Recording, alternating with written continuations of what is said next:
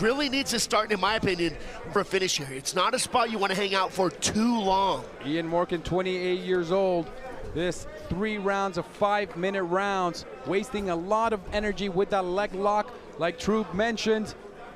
Also, Quintana wasting energy trying to rotate out of it when it's too tight. Honestly, I don't know if he's wasting energy, but he just needs to make sure that he expends it appropriately, because if he doesn't look for the finish and he stays here for a long, you see he's switching his feet because they're going to get tired soon, or his legs are going to start gassing out. I'd like to see him maybe start landing a couple shots and then going for the submission.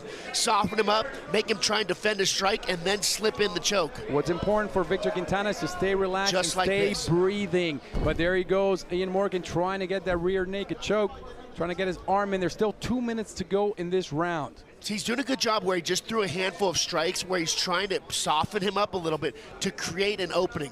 If I were him, I would almost open my legs and try and get up onto a mount position where I'm on top, because he might be on the back, but he's underneath his opponent at this point in time, which is a very hard place to generate any power for strikes. Definitely winning the round, controlling the fight, landing those little blows.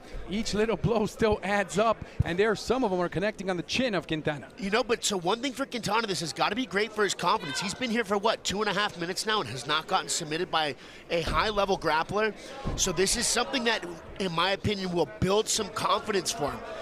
And this is where I'd like to see Ian Morgan open his legs and slide that right knee over the top and go to mount. A very dominant position where you have both submissions and strikes available, just like he did here. And he's here, and you had the mount. Quintana spins out of it again, and now he's on his feet, and now a knee by Victor Quintana. Ian Morgan responds with 2 blows, and then an uppercut, then nice right that nearly connects. Fantastic job of Gerardo Quintana getting up. It's got to be another thing that's a big confidence builder for him, is that he had his back taken for several minutes and then was also able to defend that and then get up as well. I'd like to see him fight at a longer range. They're slightly closer than if I were him, I would want to be fighting at, against a guy that I know is trying to take me down. And now it's Morgan connecting with the blows. Nice little combination. Strikes right into the takedown. And then the takedown. Wow! Down and slamming that shoulder into the chest of Victor Quintana. Yeah, it's takedown with authority. Only 20 seconds left on the clock, and it looks, we see a double wrist lock. Quintana has the left arm. But Morgan does the right thing, step around for the armbar. Only 10 seconds. Let's see if he's able to sit down and at least threaten this armbar. Beautiful escape there by Quintana, but it shows what high-level grappling Morgan has, but it also says how much that Gerardo has offensive jiu-jitsu as well.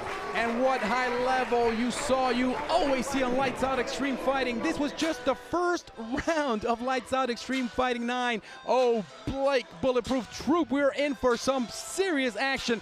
Break down what you saw. Bulletproof Troop has a brown belt, soon to be a black belt in jiu-jitsu. Break it down, Troop. So this is the first time we saw Morgan really get him on the ground. Locks up the body triangle, and they spent several minutes here of Morgan looking for the choke. He started landing some strikes to soften him up and create an opening to get the choke, but Quintana got to his feet. And then it turned into an exchange on the feet, which eventually led to a big slam towards the end of the round. You see Morgan get in here, get the high crotch, and then take Quintana for a flight, but Quintana has the left arm in a double wrist lock here. So Quintana on bottom was threatening a submission there as well after the takedown. This has been a fantastic back and forth battle thus far. I would give round 1, though, to Morgan. Oh, round 1 definitely to Ian Morgan. Quintana had the best parts early on his feet with the strikes. Let's see if he can keep round 2 standing a bit more. Ian Morgan, we know what he wants to do. He wants to take this to the ground, and round 2 is underway. Quintana with the green shorts representing Mexico, and Ian Morgan with the red trunks connecting with that right, then the left.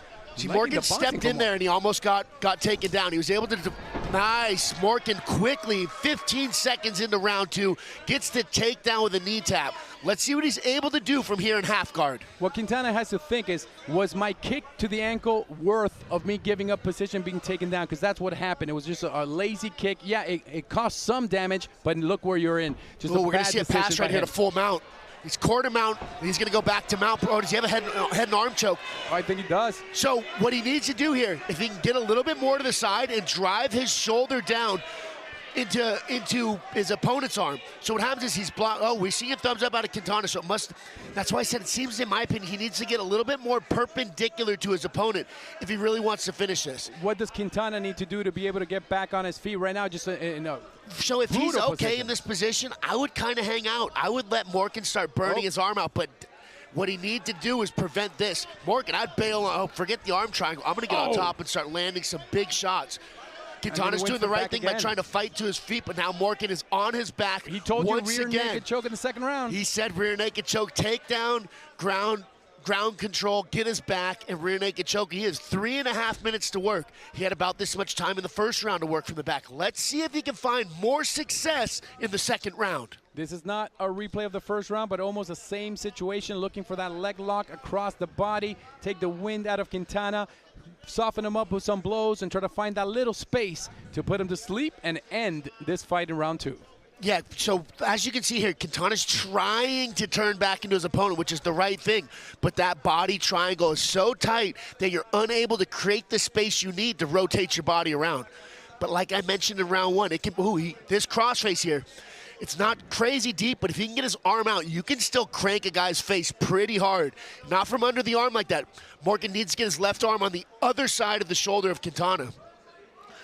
If I were Morgan, I'd start looking to try and get top position. Oh, those are brutal. We haven't seen those since old school Hoist Gracie chopping in some, a heel kick. I'm not even sure what to call that. Oh, it's a heel stomp down right on the midsection. But a very creative move and an ability to, because it's not going to do a ton of damage, but it shows it might create an opening. And what incredible flex. Oh, this can be bad. Flattened out on his stomach.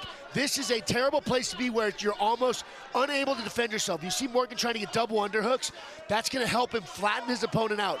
If he can get Quintana flat on his stomach here, he can land some nasty shots. I wouldn't even be worried about a submission. You see him trying to isolate the arm. I would just start pounding this dude's head in from here. 2 minutes to go in this round. Quintana in a bad position. We know Mexican fighters have heart, but you need a little better position right here. Quintana right now just trying to survive, trying to get back on his feet. Great fight by Ian Morgan. Controlled round 1, dominating round 2. And then back to double hooks, and here flattened out. This is what I meant by taking him down and flattening him out. And the thing about a submission, if the guy gets out, nothing happens. But you punch a dude in the head 10 times, 5 times, and he gets out, you punch the dude in the head 5 or 10 times.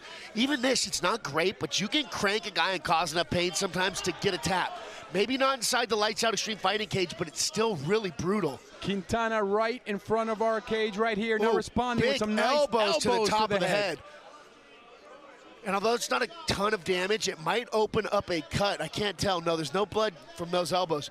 I'd like to see Morgan start trying to shimmy his hips forward to put his opponent's head against the cage. It'll prevent him from being able to move around as much and makes the ground and pound significantly more effective and efficient. Oh, hammer with fist a hammer after hammer fist to the chest. Oh, another big shot. You heard his head bounce off the He's looking to end it right here, clobbering Quintana.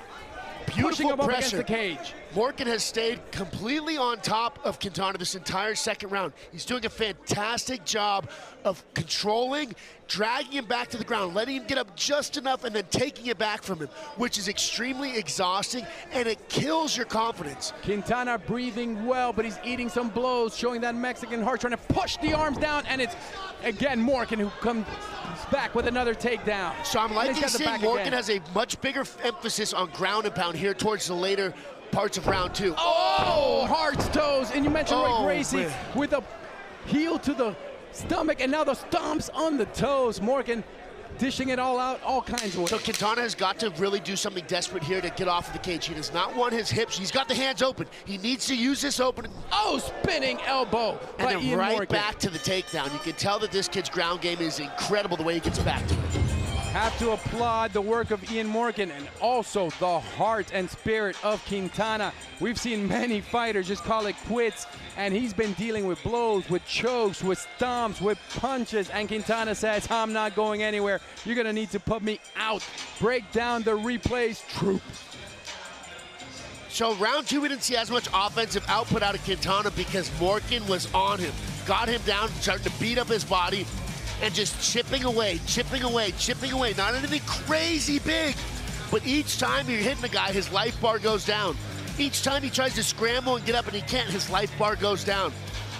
And I think that's why we're seeing a little bit less offense out of Quintana. His heart's still in it. He's not giving up, but he's just being smothered so much by this dominant top pressure. And we had the best seat in the house. Anything going on. That was right in front of us. We saw the spin right there. Definitely Ian Morgan dominating that round. 2 rounds to none. That's how I have it. Let's see if Victor Quintana has something up his sleeve. He's going to need to land a flush strike. He's going to need to finish this fight to get the win. Last round of the first fight on Lights Out Extreme Fighting 9. Yeah, Quintana has got to do a better job of managing the range. Once he got taken down in round 2, he never made his way.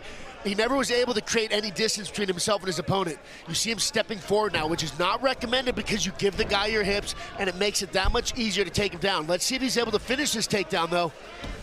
Quintana needs to hold his ground or back up and start throwing some big, start connecting blows. Beautiful takedown. But it's Morgan again with the takedown. You saw him just get down and turn the corner there and land that takedown. Morgan again has the position. Quintana breathing hard, and this has been the problem for now 11 minutes of this fight. Morgan gets on top, Quintana can't do much. Yeah, and you can see here that his legs are wrapped up like we've seen Khabib Nurmagomedov do countless times in the UFC. I'd like to see Morgan drag his hips slightly away from the fence. That way he's able to slide to the mounted position. As long as Quintana's back is against the cage, he's not going to be able to get to a full mount. And it's going to be easier for Quintana to get up. If he can get his back off the cage and his back flat on the mat, he'll be in a much more dominant position. And you can see Quintana does not want to be there. Gets back to his elbow and slides back up. I'd like to see him try and wall walk up here.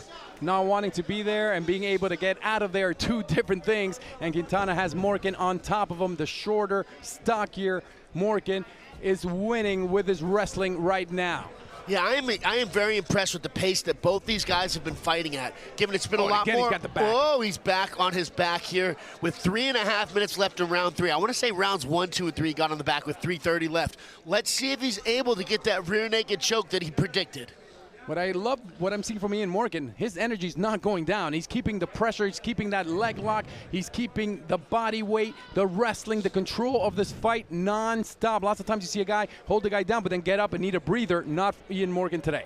Yeah, and that's why they call him the motor. I just said he keeps going and going and going. But you see he's got this body triangle locked up again, which is exhausting on the legs. He went for the arm triangle round 2. His arms, his legs, he's probably starting to burn through a little bit of his arsenal. But then again, they do call him the motor, so who knows how big that gas tank is. He's got the back again. 2 minutes, 40 seconds left in this fight. Dominated by Ian the Motor Morgan. Yeah, once Morgan has been able to close the distance, it has been entirely his fight and Quintana fighting defensively. He needs to do something drastic here to get his back off the cage. The hands are open. He needs to pop himself out, but you can tell he's probably pretty tired 13 minutes into this bout. And he's taking blows to the stomach with knees. He's had that leg lock around the waist, but Victor Quintana again on his feet, now trying to strike, and again, it's just too easy for Morgan. Duck the punch it up, another big down. slam. That was, in my opinion, Quintana's moment to potentially turn this fight around. He had some space, and he needed to throw some big striking attacks on the feet. Now that he's on his back, inside control even worse than just on his back, with Morgan on top with 2 minutes left to work. Problem with Quintana, he wanted to land those blows, but you see him looking down. He's afraid and worried of the takedown. Quintana, sometimes you just got to let it fly because you're not going to win this fight unless you knock him out. You know, I agree and I also disagree to an extent because if you get overzealous and move forward towards a grappler, you're making the takedown significantly easier. As we saw right there when they created distance, he moved forward at Morgan. Morgan changed levels and got the takedown with relative ease. It looks like he's working for what's called a Von Flue choke here. So he has, Quintana got his arm out. I'd like to see him go to full. I'd like to see him slide to full mount. He has 75 seconds left on the clock. You can see him sliding that right knee across. Oh, he's got him. Let's see if he's able to finish with this rear naked choke. He's looking for it. He's got it locked in pretty good. Nope. Yeah, it was hard to tell from this angle. It did look like he might have had it. On the other side of the cage.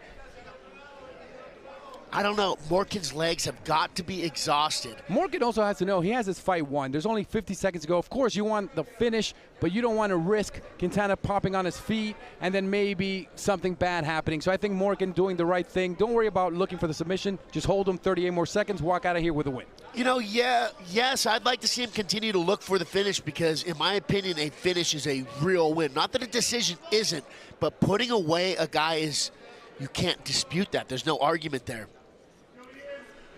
20 seconds to go. Ian Morgan dominated round one except for the first couple of seconds. Didn't eat many blows that I saw at all.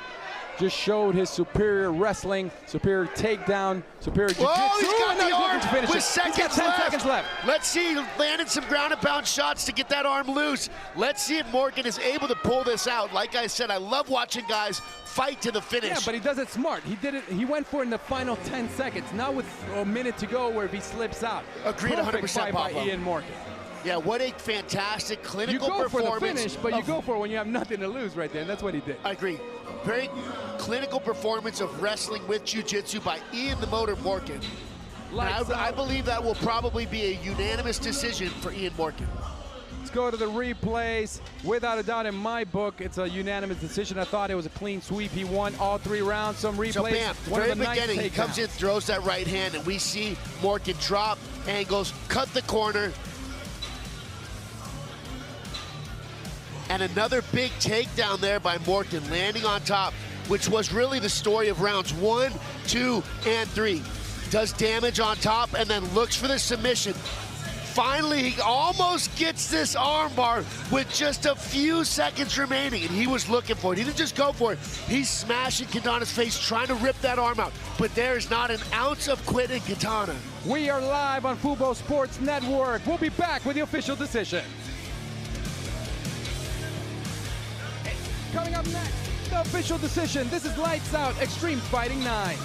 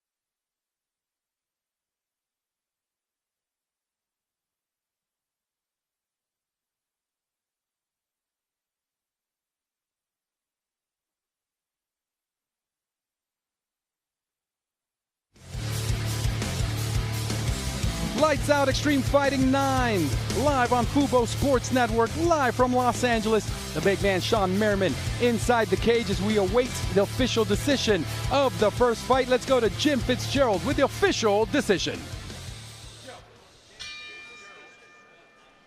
Ladies and gentlemen, after 3 rounds of action, we go to our scorecards. We have our decision. Judge at cage side, Chris Lieben scores the bout 30-26, while both judges cage side, Felicia O and Chris Crail, score the bout 30-27 in favor of our winner by unanimous decision, the blue corner, Ian, the Boater Morgan. Let's go to Sylvie Scholes with the winner. Ian, I'll grab you for a second. Okay, we're gonna let you catch your breath. I just need to know, how do the legs feel? Legs feel good. You talked to me yesterday. I asked you about your training going into a fight like this. You said you 24/7 religiously, you're always in the gym. Do you think the core of wrestling and how you started to get into MMA is the reason that you took this home? Yeah, it definitely plays a part. I put in a lot of work wrestling. I put a lot of work in now for MMA. Big thanks to this guy right here, Romeo Rum, Vince, Rick. All three of these guys are in my corner every day. So this is just what I do on a day-to-day basis. They know the work we put in. My teammates that are out here. Shout out to Ricky, won his amateur debut tonight. They all know the work I put in. I know the work they put in. So we just got to keep it up, keep elevating each other. With a win like this, before you get out of here, I know you said that it's one of those things you get a little nervous before you go into it. Were there any nerves at all? Were you calm? I'm always a little nervous before I warm up. After I warm up, I'm ready to go. Well, you won it tonight. Congratulations. You got it from Rancho by way of the 209 representing tonight. You want to say hello to anybody? There's probably no one from Stockton in here, but Stockton, what's up? Shout out to my squad at Rancho, all the homies that came to support, my boy Brandon, Javi, Blazin, Terrell, all the people that came out. I always appreciate everyone coming to watch. Give it up for Ian Morgan one more time. Back to you guys. Congratulations. Thank you, Sylvie. Ian Morgan with a unanimous decision victory. Ian Morgan undefeated as a pro. Let's see some replays from this first fight of the night. And Morgan dominated. Bulletproof Troop break it all down. Yes, we saw Morgan continue to get on the back, landing some big strikes, then dropping for a takedown and utilizing ground and pound to try and open up some submissions.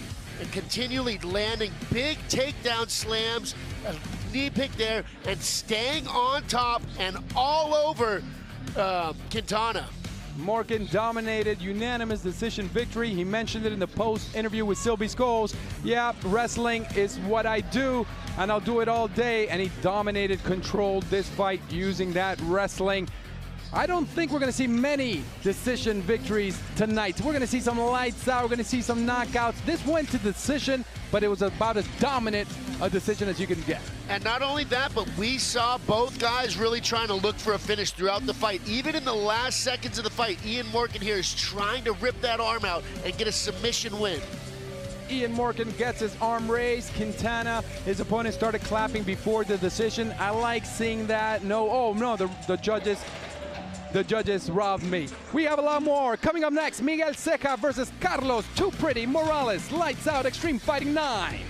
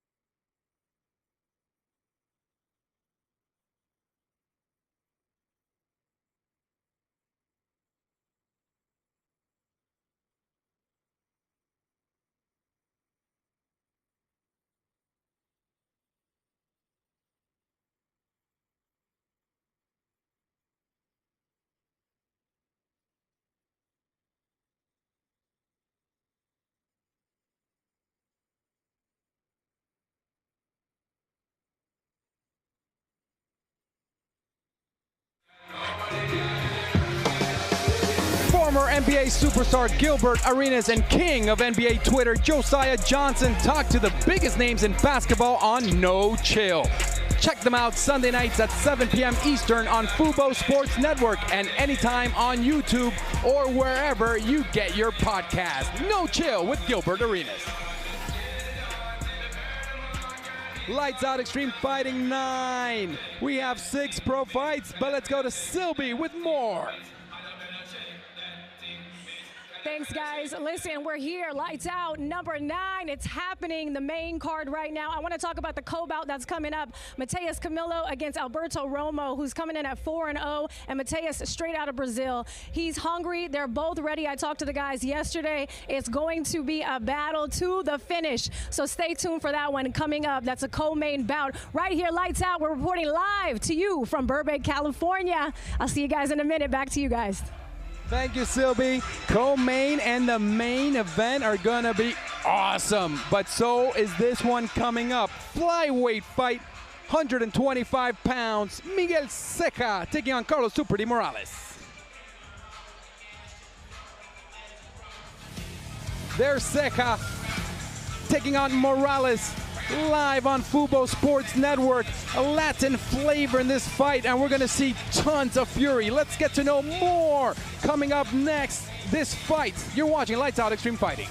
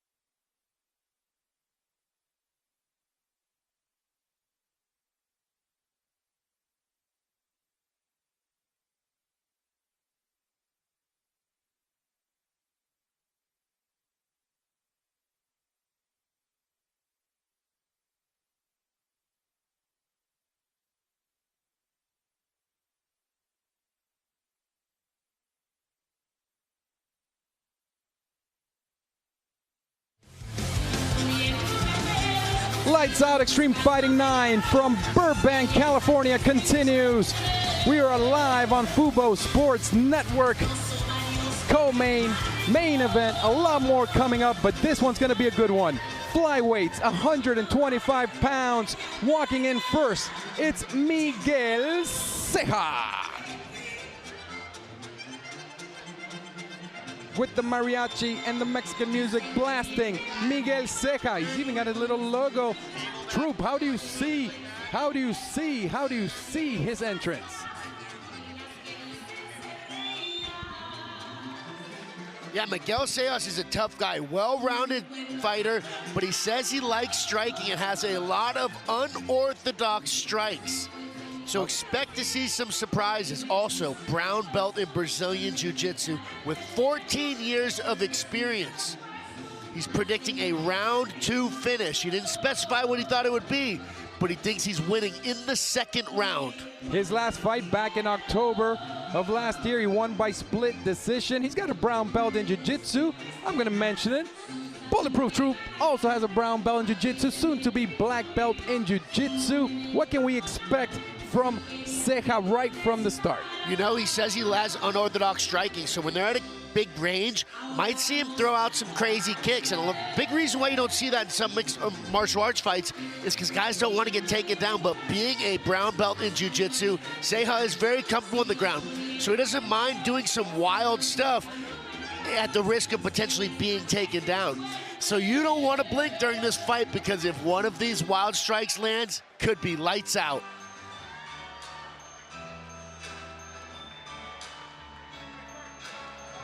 Walking in second, they call him Too Pretty, Carlos Morales. He's from UCLA, 7 wins as an amateur. This is his debut. Bullet, it's his debut, his first pro fight. Put us in his brain. You've had that before. What's he thinking? You know, pro debut, especially at a place like Lights Out Extreme Fighting, is massive. However, he says that he's used to being on somewhat big stages, has fought for some big promotions here in Southern California that have the lights, the stage, and big crowds. So he says he's already used to the big show feel. He's been training for a very long time, and he wrestled as a kid. He fights out of Joe Daddy Stevenson, from former UFC Ultimate Fighter coach, Cobra Kai Mixed Martial Arts Gym. So he has a lot of great coaches and training partners. He says that it's going to be a 2nd or 3rd round finish. Didn't specify, but look for the finish later in the fight. His style says a mix of wrestling, a little boxing, a little kung fu also. So I want to see a little bit of that from Too Pretty Morales. Maybe if he wins, we might have to do the UCLA 8 clap for him. You know, a little go Bruins here as he enters the ring, Carlos Morales. His opponent, Ceja, turned his back to him. No touching of the gloves yet. Yeah, I noticed that, and so I'm big on eye.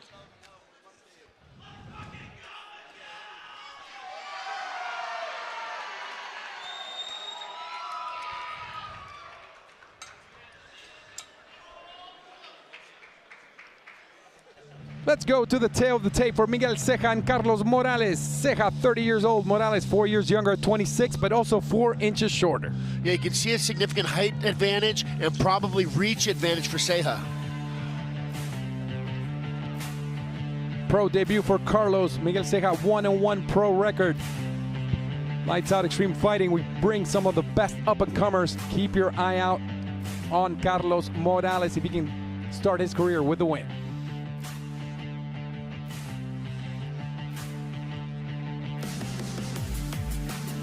So I'm big on eye contact. Let's go to Jim Fitzgerald with the official voice presentation. All right, fight fans, here we go. Lights Out Extreme Fighting is proud to present 3 5-minute rounds in the flyweight division, streaming live on Fubo Sports Network. This bout is brought to you by Maverick Gaming. Introducing our referee in charge of this bout, Hall of Famer Frank Trigg. And now, introducing to you first on my left, fighting out of the blue corner, he is wearing pink zebra print trunks. He is training out of Rounders MMA, Anaheim, California. He weighed in 126 pounds. His record, 1 win with 1 loss. Ladies and gentlemen, introducing Miguel Ceja Godoy.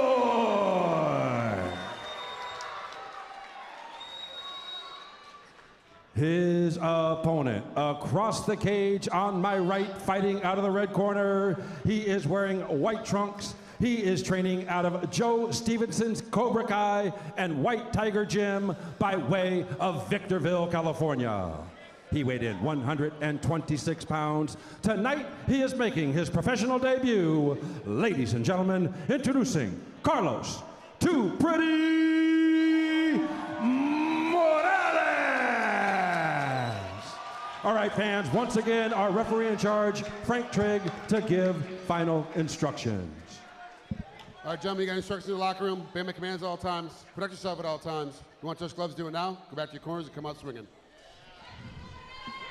Trigg in the cage, you know it's a big fight. Lights Out Extreme Fighting 9, second fight on the night. Ceja versus Morales. Yeah, both these boys look ready to get after it. Early on, I was saying that I'm big on eye contact, and Ceja turned his back and showed him no mind, but now these dudes are both looking each other in the eye and ready to get after it. And the fight is underway. Ceja taking on Morales. Ceja with the multicolored black and pink trunks. Morales, too pretty, they call him, with the white.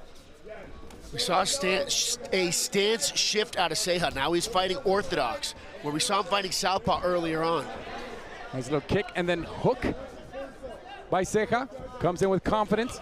Won his last fight, now looking for a takedown. Ceja was doing a great job of staying very calm at range and patient, looking for his shots. Too pretty with the kick to the body. Was a pretty kick.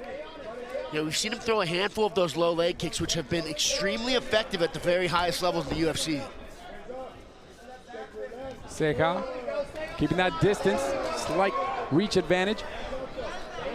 I'd like to see Ceja start really establishing that jab, pumping it out. He's the longer fighter, and he's fighting at jab range. He needs to utilize that offensive weapon. There it was again. Love seeing Morales not nervous at all. His pro debut looks comfortable right there. Little slip. Didn't get caught with anything, just landed the kick wrong. Yeah, we see Ceja back in southpaw stance now, which is probably his dominant hand on the lead side, working that jab. I'd like to see him follow that jab up, though, with a head kick. He's got a nice snap right jab, though, the Ceja. Another kick blocked well by Ceja. Who would be better? Head kick there. Who would be more comfortable on the ground for this fight, Blake? You know, it's hard to say. Morales has been wrestling since he was a kid. He trains with Joe Daddy Stevenson, meaning he is no slouch on the ground.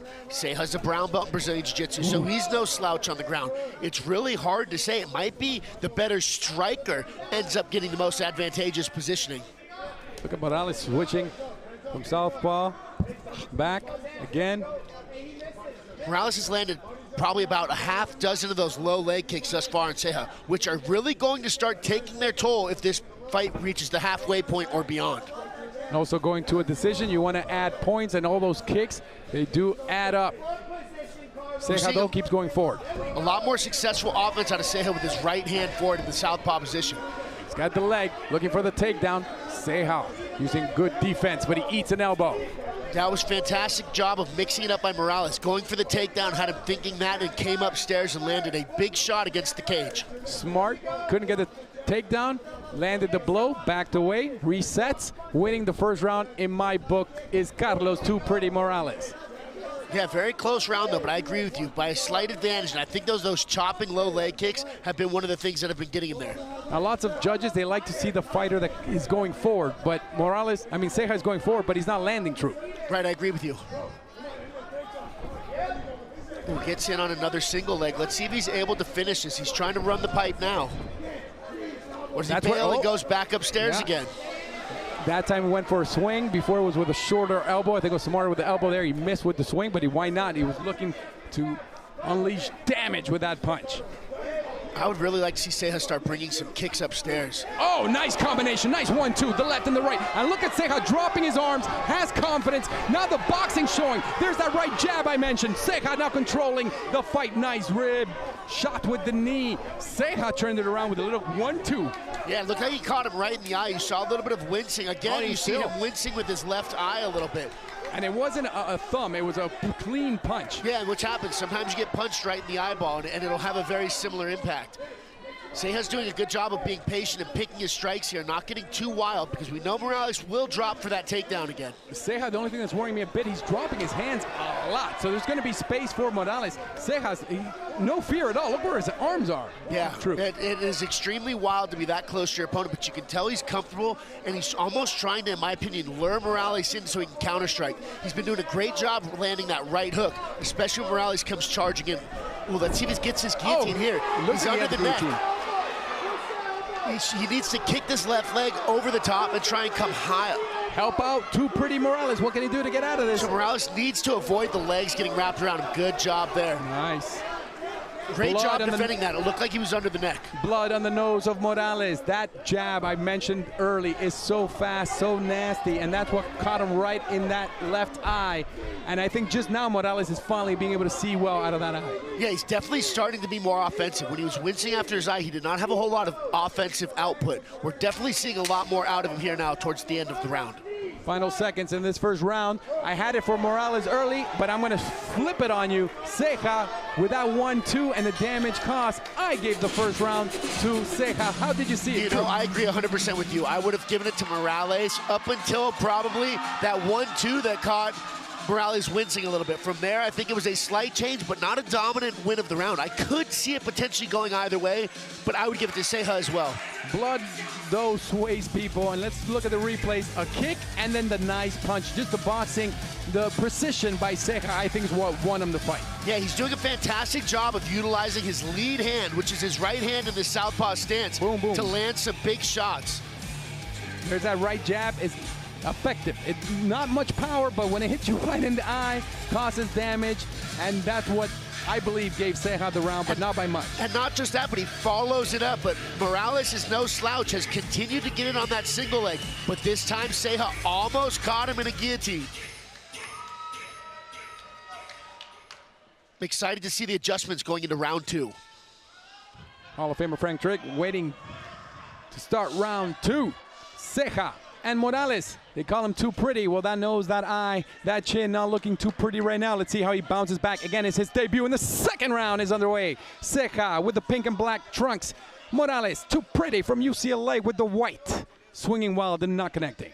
So Ceja came out again in orthodox stance and then quickly switched to southpaw because I'm assuming he's a right-hand dominant fighter, but that lead right hand has been working wonders for him thus far.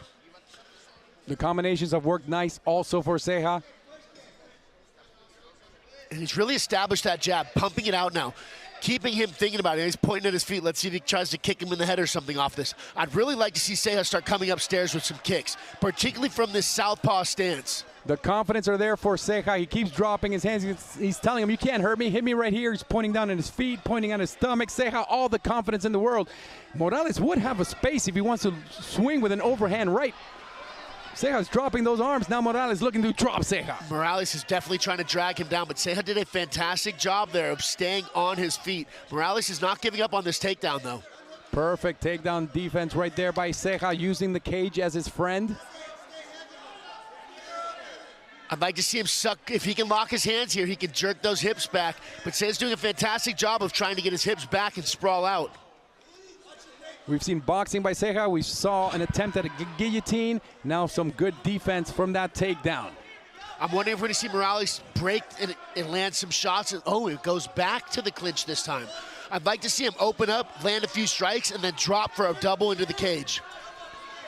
Morales, his left eye starting to swell up. Looks like he can see fine out of it now, but keep an eye on that. It can close in a hurry, especially if Ceja can land another of those quick snapping jabs. You're absolutely right, and especially it being Morales' left eye and Ceja's right hand that's the most dominant attack, which is going to make it harder for him to see attacks on that side of the body. And Ceja is aiming for it. He's looking at it right now. And again, he just drops his hands. Absolutely no respect, no fear at all in Morales' punching power. You know, I don't know if I'd say it's no respect. I feel like he's trying to get him to throw because Ceja's landing some of his best shots in counter offense. If it's not a jab here like this, he's catching Morales after Morales throws at him a little bit. See, like here, he's waiting for Morales to throw something so he can counter, particularly with that right hook. Ceja, the whole fight, he's been the one going forward. Now a fine, nice combo and a little mini uppercut that connected as well. There we go. Finally threw a kick to the head. I'd like to see him utilize that left high kick behind a jab. Because Morales is starting to try and stay just beyond that jab range. But just beyond jab range is kick in the head range. See if his defense works again. Morales had the leg, had the chance, had him in the center of the ring. Center of the cage, couldn't do anything. And now against the cage again. Morales just cannot find the takedown. Yeah, takedowns are significantly different utilizing the cage. Depending on your skill level on them, you can be better or worse for a certain guy, but we have not seen much. Oh, that one landed. Oh, and then the right. The body shot from put the him kick. down. And this fight's gonna be stopped, and it's stopped. Miguel Ceja, a kick to the gut, and that's what ended the fight. Miguel Ceja with the knockout victory in the second round. Yeah, what a body shot. Totally underrated, and if you've never been hit in the body like that, you just don't know how effective it is. And Ceja puts him away in the second round with a body kick. Wow, what a performance. The kick, the toe landed right in the sweet spot, and all the air came out. There were a couple blows to the head after, but definitely it was that kick. Shawne Merriman is pumped what he's watching. Got Shawne Merriman, the big man behind us. Let's go to the replay right here. When we see the replay, you're gonna see that kick just perfect, and the pain and the air just leaving the body of Too Pretty Morales. That was a pretty. Yeah, here was that kick right here in the replay. And you can see it lands. Ooh. And you see a little delayed reaction. Step back, drops to his knees. Oh, right in the breadbasket, Pablo. Right underneath the ribs, and kind of digging into the ribs as well. Oh, that is just painful. You see it in boxing. Do you know those body blows where you just see guys crumble? And viewers are always like, but it wasn't that hard of a kick or a punch. Well, if it's in the right place, it doesn't matter. And that kick was in the perfect place. A break, and we'll be back with more. You are loving Fubo Sports Network. This is Lights Out Extreme Fighting 9.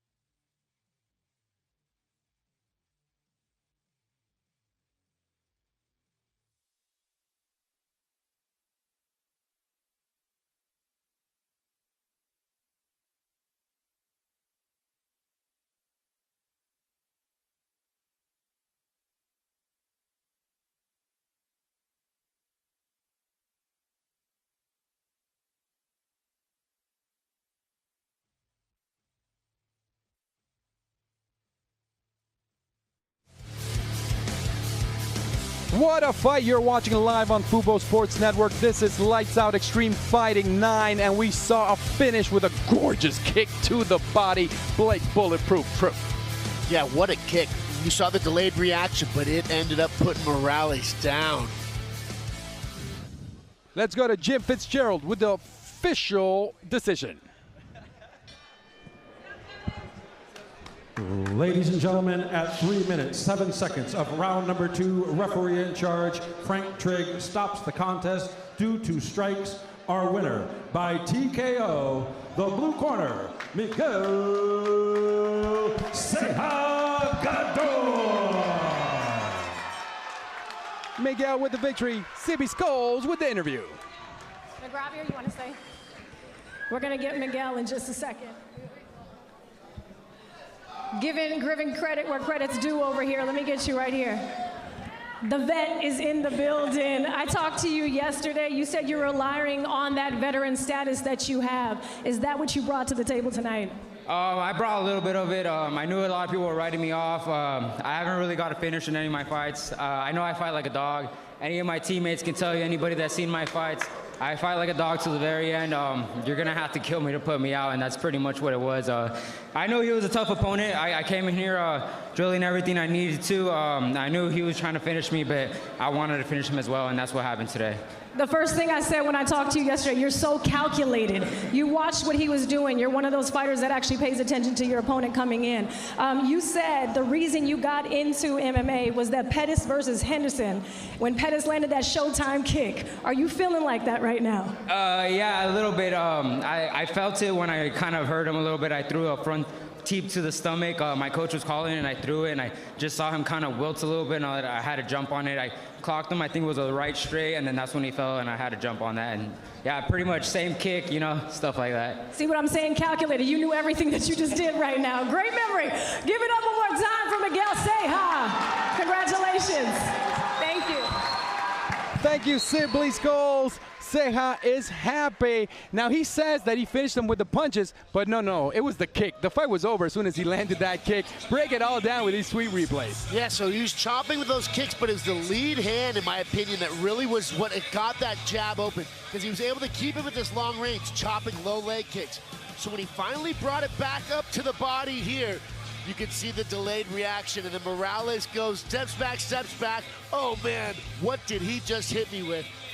Frank Trigg, the fighter in, and makes Ceja go in and completely finish his opponent, but he was done after those kicks, Pablo. Ceja with the win. He predicted it in the second round, and he did. Quick break, and we'll be back with amazing Lights Out Extreme Fighting 9 action live on Fubo Sports Network.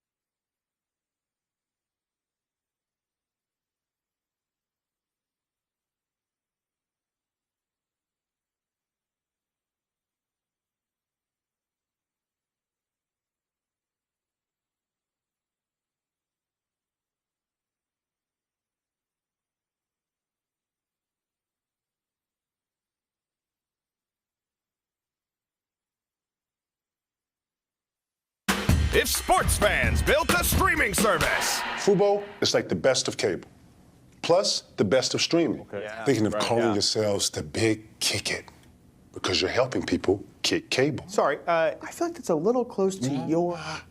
Imagine them chanting the Big Kick It as you dominate the paint. Are we still talking about TV? Live TV and sports and more, but mostly sports. That's Fubo! We have a lot more pro fights coming up, but today, Lights Out Extreme Fighting 9 had some amateur fights early on, and I'm telling you, Lights Out Extreme Fighting, all their fights are amazing.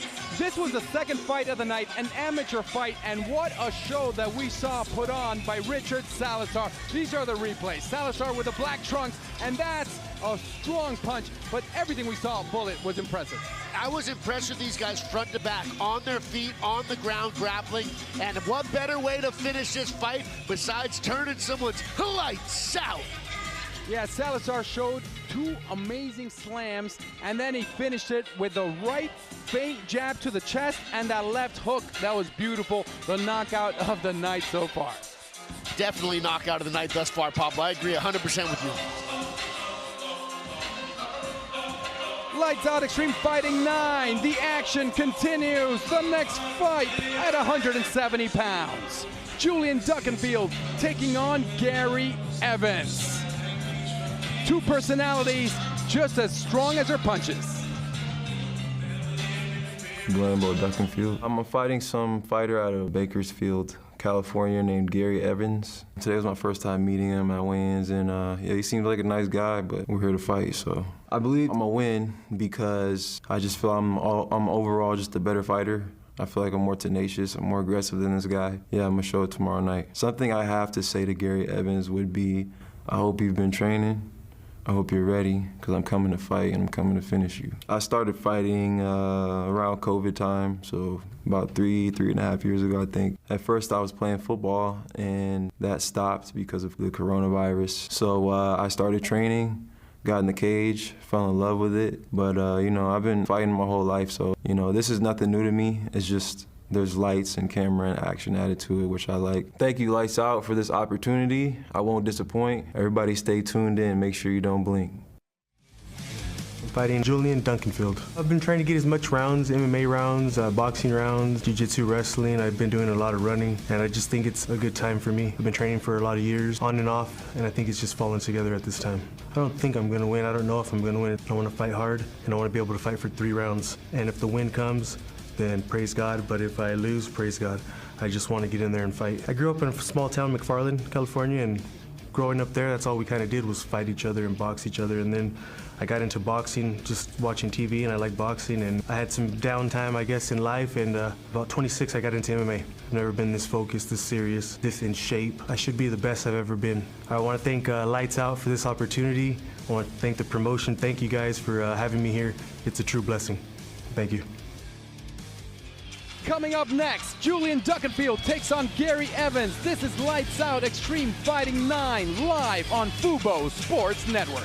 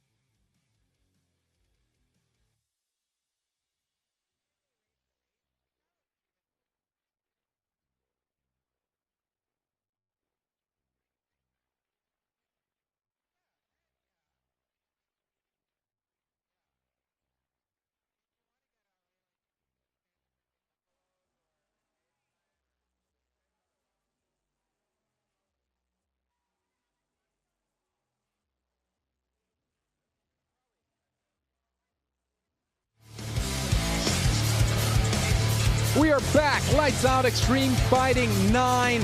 Amazing night of action. We've seen jiu-jitsu, we've seen knockouts, we've seen it all. This is Lights Out Extreme Fighting 9. And the next fight, Julian Duckenfield taking on Gary Evans. This fight at 170 pounds. The weigh-ins were yesterday, and there was a little heat between these two guys. Yeah, they had an extended face-off, and by extended, I mean they were like, okay, turn and face the cameras. Turn and face the cameras, guys, and they just kept staring in each other's eyes, which I believe is going to foreshadow both these guys getting in each other's faces very quickly at the beginning of this fight. The pro debut for that man, Julian Duckenfield, walking in first, undefeated as an amateur, 5 wins, 0 losses. Julian Duckenfield, he's looking to cause damage.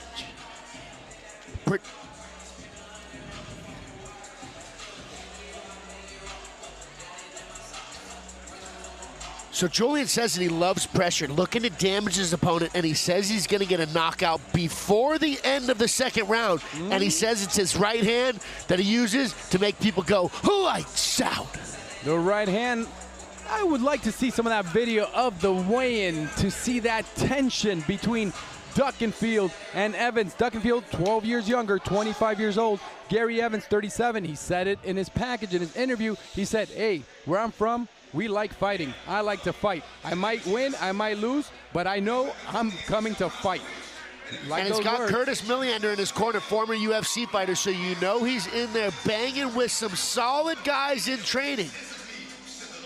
Julian Duckenfield, his last fight in August, he won by punches, but again, that was an amateur fight. This, another animal. This is his pro debut. So let's see a little bit of that weigh-in from...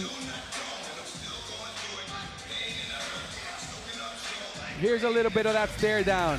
You look at Shawne Merriman in the back, just in case Merriman had to break him up. You know, Pablo, I was there. I thought it might pop off. They were in each other's face. I'm like, all right, come on. See what I'm saying? All right, guys, face forward. All right, guys, face forward. And they stayed like that another 20 seconds. Yeah, the tension was palpable. Let's see how Gary Evans looks. Ooh, he has that fire in his eye. He's dancing, he's hopping. This fight's gonna be a good one. Lights Out Extreme Fighting 9, live on Fubo Sports Network. Like you said, the fire in his eyes. He is definitely gassed up and ready to get in here and go to war. We see a very calm Julian Duckenfield in the ring, looking at him, comfortable, happy, and looks like he wants to put his hand in Gary's face, and Gary looks like he wants to do the same to Duckenfield. I mean, they're all athletes, and this is a sport, but you can't take away the fight out of the fighter. And these guys like to fight, and Lights Out Extreme Fighting likes to give you fights of warriors that want to get in the cage and show you what they got. So call your friends and tell them to put on Fubo Sports Network, because this fight and the next 4 fights are going to be barn burners. This one, Duckenfield taking on Evans.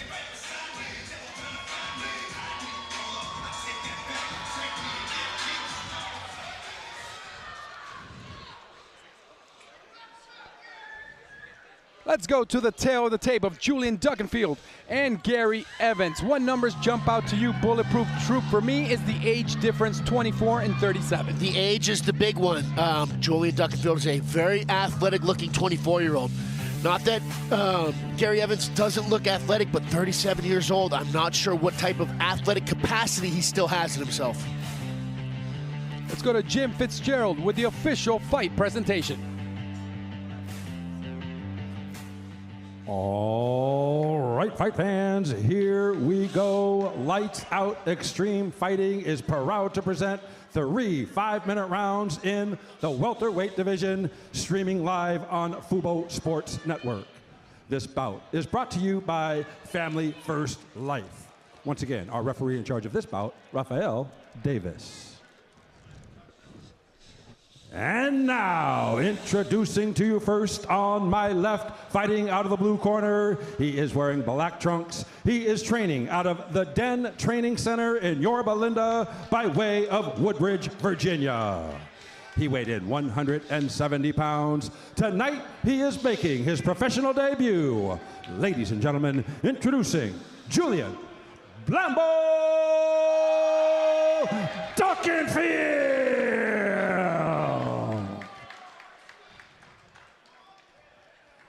His opponent across the cage on my right, fighting out of the red corner. He is wearing black trunks trimmed in white. He is training out of Kern County by way of McFarland, California. He weighed in 171 pounds. His record, no wins with 1 loss. Ladies and gentlemen, introducing Gary Evans. Once again, our referee in charge, Rafael Davis, to give final instructions. Fighters, we went over the rules in the back. Protect yourself at all times. Obey my commands at all times. Touch gloves if you want to touch gloves. Go back to your corner. Come out swinging. Waiting for the start of this one. Duckenfield taking on Gary Evans with Blake Bulletproof Troop. I am Pablo Alcina as we wait for the action to return. Locking the cage, getting it ready.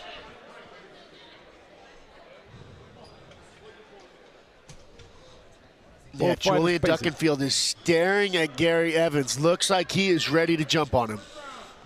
And the fight is underway. Duckenfield with the black trunks. Evans with the black and white in the red corner. Lots of talk in the face-off. Right now, both taking their time. Whoa, that right hand by Duckenfield. He ducked and nearly landed. Evans, ooh, he slips that nice jab. I like the jab and the speed on that left jab by Duckenfield. Again, his pro debut, Blake. Kick to the I'd head. like to see a little bit more combinations out of both fighters. Both guys have landed, but it's all single shots with no setup. I'd like to see him set things up and follow up on those. A good action the first 20 seconds. Nice right from Duckenfield. Already breathing a bit heavy by Gary Evans. The age difference will definitely play a factor in this one. 37 years old for Gary. I'd like to see Duckenfield get back to that overhand right. It looked like he did some damage with that when he first threw it at Gary Evans. Evans' hands have slowly been dropping as well. Duckenfield just backing him down, trying to get him up against the cage, trying to measure him for that left and right. I would like to see more jabs from Duckenfield. He's got a nice snap to it. I agree, especially with how long he is. He looks like his arm reach is significantly longer than Gary Evans, at least long enough to capitalize on. That was a big kick there. Yeah, Gary Evans definitely connecting with that kick. He's thrown 7 or 8 of those low kicks thus far without any checking. Again, he lands it. Yeah, and it kind of, you saw Duckenfield's ankle kind of roll a little bit. Oh, and then he stuck him with the connected, right. and he's got him down. Duckenfield saying, I'm going to put this away in his first pro fight. Oh, he's got him out, and this fight is over. Julian Duckenfield with an uppercut, and he climbs the cage. Enjoy the moment, young man. Enjoy the moment. Duckenfield said that he uses his right hand to turn people's lights out, and he did just that here at Lights Out Extreme Fighting 9. I told you, Screams. Watch out with that right hand, the words of Julian Duckenfield. I love seeing the emotion. And talk about your pro debut. Could not go any better than that, but how's that leg? I can't tell if he just heard that jumping down or if that's an accumulation of the kicks, but he's definitely hobbling a little bit. Yeah, on the kick before, his ankle kind of rolled a bit on him. Yeah, I think... You know, it might be nerve damage from those kicks. It doesn't look like he can raise his foot up, which is when you attack the peroneal nerve, which is on the outside of the low leg, it kills your ability to what they call a dorsiflex your foot, which is bring your toes up to the sky. Yeah, I saw that. If we see that kick again, when he plants, his ankle kind of rolled. So it was a great decision by Duckenfield. He knew I had to finish this fight now, and he did. Oh, wow. And that's the best defense. Hope he's not injured. Let's see the replay again, Bullet. So we see we got Duckenfield's right hand is locked, cocked in the back, and it's right a perfect, there. perfect attack. Watch his ankle. Oh no, it was earlier where it rolled. You can see that right hand is cocked right there. Boom. Catches him stepping in after throwing a right-handed attack. And then right, and then he's gonna connect on that last one. The mouthpiece goes flying for Evans. What a victory for Duckenfield. Oh, hopefully he's not hurt. Quick break and we'll be back with more. He's Bulletproof Troop. I'm Pablo Alcina. This is Lights Out Extreme Fighting 9.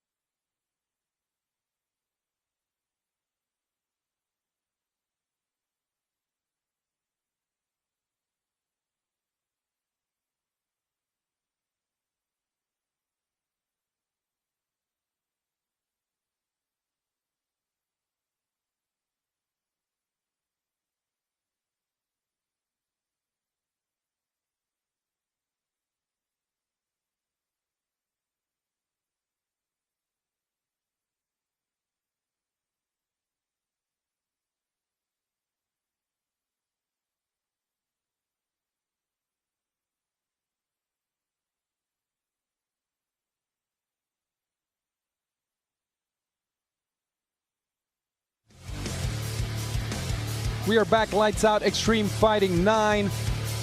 Julian Duckenfield with the victory, but he had to finish it because watch the replay. And here, you're gonna see his foot, boom, oh, it just totally turns. It was after receiving a hard kick, and then he falls and jumps again, lands on it again. So hopefully it's nothing serious. I'm hoping it's just like you mentioned, bulletproof. Let's go to Jim Fitzgerald with the official fight decision. Ladies and gentlemen, at 1 minute, 43 seconds of round number 1, referee in charge, Rafael Davis, stops the contest due to a TKO. Our winner, the blue corner, Julian Blambo Duckenfield. Victory for Julian Duckenfield. Let's go to Sibley Scholes with the winner.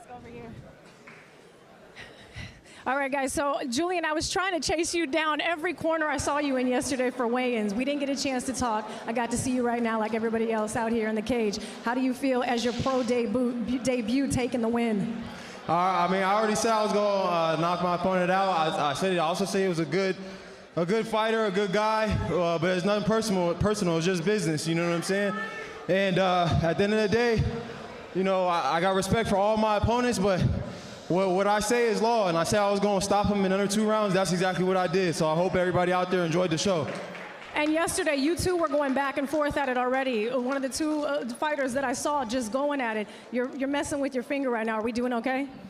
Oh yeah, I'm doing fine. You know, you know, me and my training partners at the Den Training Center, we go at it every single day. So this is nothing new to me. You're never going to see me back down out of a fight for an injury, or in this case, I rolled my ankle about 5-6 times. Hit him upside the head. I might have broken a couple fingers, but guess what? I'm gonna still be searching for that finish. That's why they call me Blambo, the Black Rambo, because I'm always looking for that fucking finish, and I'm gonna get it no matter what. So y'all can try to run, y'all can try to hide, but guess what? I'm coming for the top, and I'm gonna finish every single one of y'all. I promise you that. You gonna hold it up? Hold up the flag? What is this, badge or what? This right here, this is the Den Training Center. Coach Ben Jones, Coach Curtis, the Den Training Center in Yorba Linda, California. If y'all want to really make some noise in the fight game, pull up. Pull up. This is what we do every single day. We fight, nothing less. Congratulations on your pro debut win. Also, I want to give a big shout out to my son back home, my family. Summer, thank you for watching them, raising my son for me when I'm off training on those hard days. And above all else, I want to give a big shout out to my Lord and Savior Jesus Christ. Without him, none of this would be possible. And I mean that from the bottom of my heart. None of this would be possible without my Lord and Savior Jesus Christ. Mom, pops, my younger sister Carmen back home. I love y'all, man. And yeah, man, I hope y'all enjoyed the show. And best believe this is not the last time you're going to hear or see from Blambo. Julian Duckenfield, everybody. Congratulations. Thank you so much. And call me a fan, Julian Duckenfield, Blambo, the Black Rambo. What a nickname and what a debut, winning knockout in the first break. And we'll be back with more Lights Out Extreme Fighting action.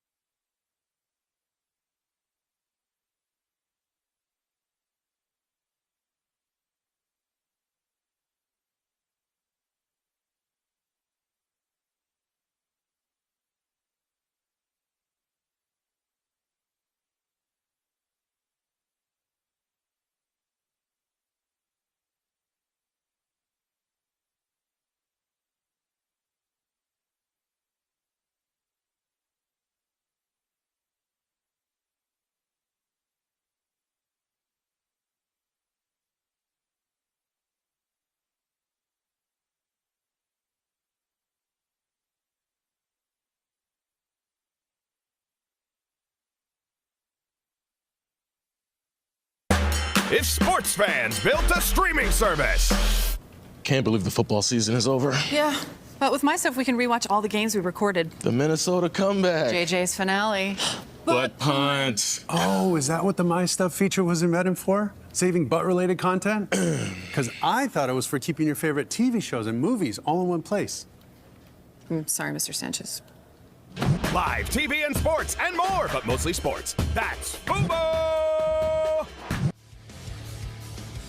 All right, guys, I'm backstage now with the champ himself, Tony Ferguson. What is going on? We're here. Lights out 9. How you feeling? Absolutely wonderful. We're ready for the main event. Tommy Aaron. Show's not about me. It's about that kid.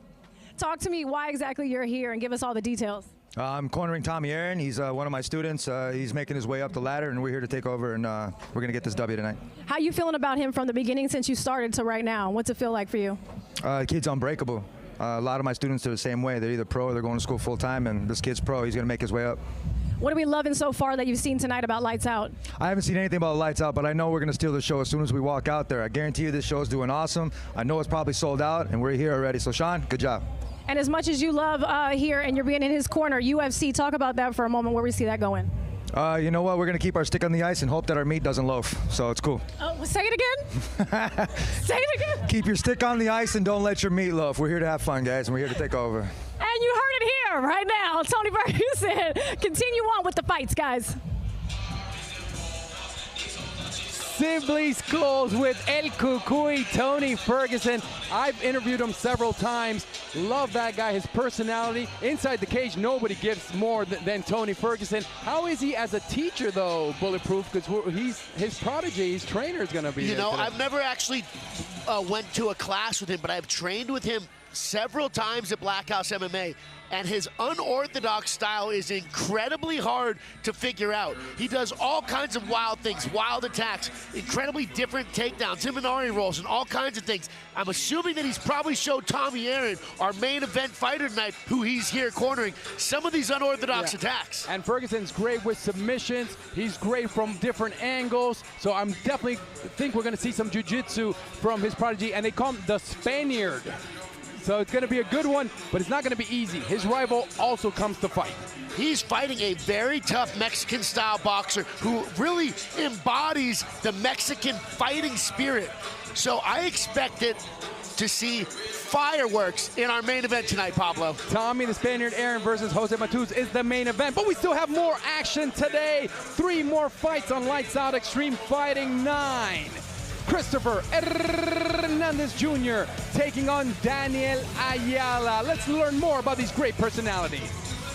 My name is Christopher Hernandez Jr. My opponent for this fight is Daniel Ayala. I don't know much about him, but other than that, I just know I'm a little taller than him. I've heard he's a little bit of a brawler style, so that kind of works good for me. I'm a little bit more, long on the outside, so should be a good fight for me. I just believe I'm well-rounded. I'm very ready for the ground game, the wrestling, the striking, so I just feel like not too many guys at my weight I'm too worried about in my skill bracket right now. I think I'm a little bit ahead of the curve. All I would say to Daniel Ayala is, just be ready for a good fight. I'm ready to bring it, so I hope you're ready too. And when I started fighting I really started watching the first season of Ultimate Fighter. I was in like 8th grade or something like that. That's what really got me into the sport. And then I kind of didn't, know what I want to go to the college for. And then, I just started training, and it just took off from there. I think I had my first fight in around 2015, I believe. And then it was just, amateur to see how I liked it, and then I loved it. So it just took off from there, and we've been doing it ever since. I love doing it. It keeps me in shape, keeps me out of trouble. It keeps a good head on my shoulders. So I give a big thanks to Lights Out. I really appreciate them getting me on the card and making it happen. So,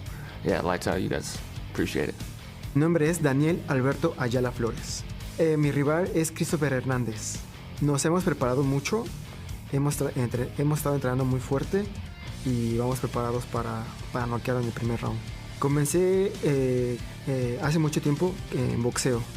A partir de ahí me pasé a las artes marciales mixtas y peleando de forma profesional llevamos unos 8 años. Yo inicié en el boxeo con mis tíos, que son manejadores de boxeadores profesionales en Ciudad de México, con Mauro y Lázaro Ayala. Esos fueron mis inicios en el boxeo. Y después, a partir de ahí, pues he estado cambiando con distintos entrenadores en artes marciales mixtas, y afortunadamente estoy con el profesor Frank Vilches. Mi primer pelea fue en Miami en agosto del año pasado. Fue una buena experiencia. Desafortunadamente tuvimos una derrota, pero en esta segunda oportunidad que tenemos para pelear en Estados Unidos, satisfacer un impulso que tengo dentro. Yo lo veo como si fuera una llama que necesita salir. Y el octágono y un ring es el medio en el que puedo expulsar eso que siento que llevo dentro. Quiero dar las gracias a la liga Lights Out Extreme Fight por la oportunidad y deseo retribuir esa oportunidad mostrándoles a la gente el poder que tenemos los mexicanos y que se lleven eso en sus corazones y en sus mentes. Daniel Ayala wants to represent Mexico with a win. Christopher Hernandez, he wants to knock him out. That's coming up next on Lights Out Extreme Fighting 9.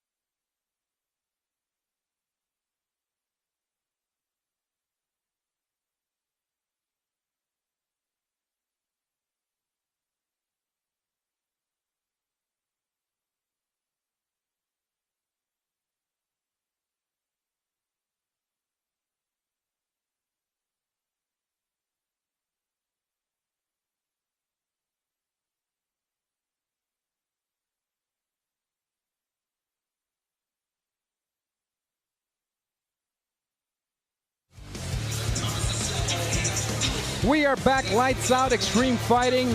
In our last fight, we saw Duckenfield win his debut. What will we see now?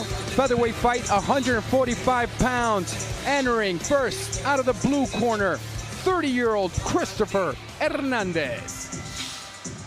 Now, you have a great story about this man, Christopher Hernandez, and his last fight. Broken hand, but tell me all about it. Yeah, Christopher Hernandez, he's 1-1. His one loss was his last fight. In that fight, he broke his hand in the first round, his left hand, and he continued to fight for 2 more rounds before losing a decision. And that goes to show what kind of dog he has inside him getting into the Lights Out Extreme Fighting cage. There is not an ounce of quit in this kid. Also shows the type of fighters that Lights Out Extreme Fighting wants and puts on the show for you guys inside this cage. Guys that want to fight, they want to grow. These are some of the best up-and-comers, but every single one of them fights with heart, with guts, and leaves it all out there to be a part of this great brand, Lights Out Extreme Fighting. And another thing Christopher Hernandez wants, he wants to turn his opponents lights out. He's predicting a knockout in the first half of the fight. Oh, well, strong words from Christopher Hernandez. Again, broken hand in his last fight, all healed, all ready to go. Here today, 7 years younger than his opponent. How do you see his walk into the cage, his eyes? Play psychiatrist for me, Troop. How do you see him? He looks ready and confident. He doesn't look overly stressed. He doesn't look worried. He looks like he's ready to get in and get to the action.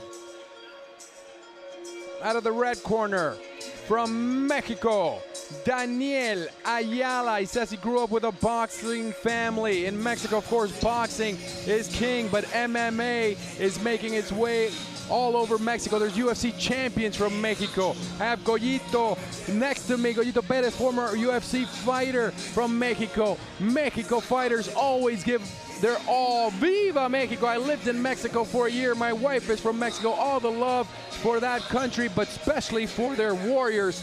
In a ring, in a cage, in life, Mexicans always come to fight. And so one thing Daniel Ayala told me yesterday, he thinks this is going to be a first-round knockout. Both guys have said there's going to be a knockout early in this fight. That means there are going to be fireworks in our feature fight of the evening. And I love what Daniel Ayala says. I'm doing this because I want to have a win, and I want to have it in the United States. So thank you, Lights Out Extreme Fighting, for this opportunity. That's the vision I want. And, well, he has the opportunity.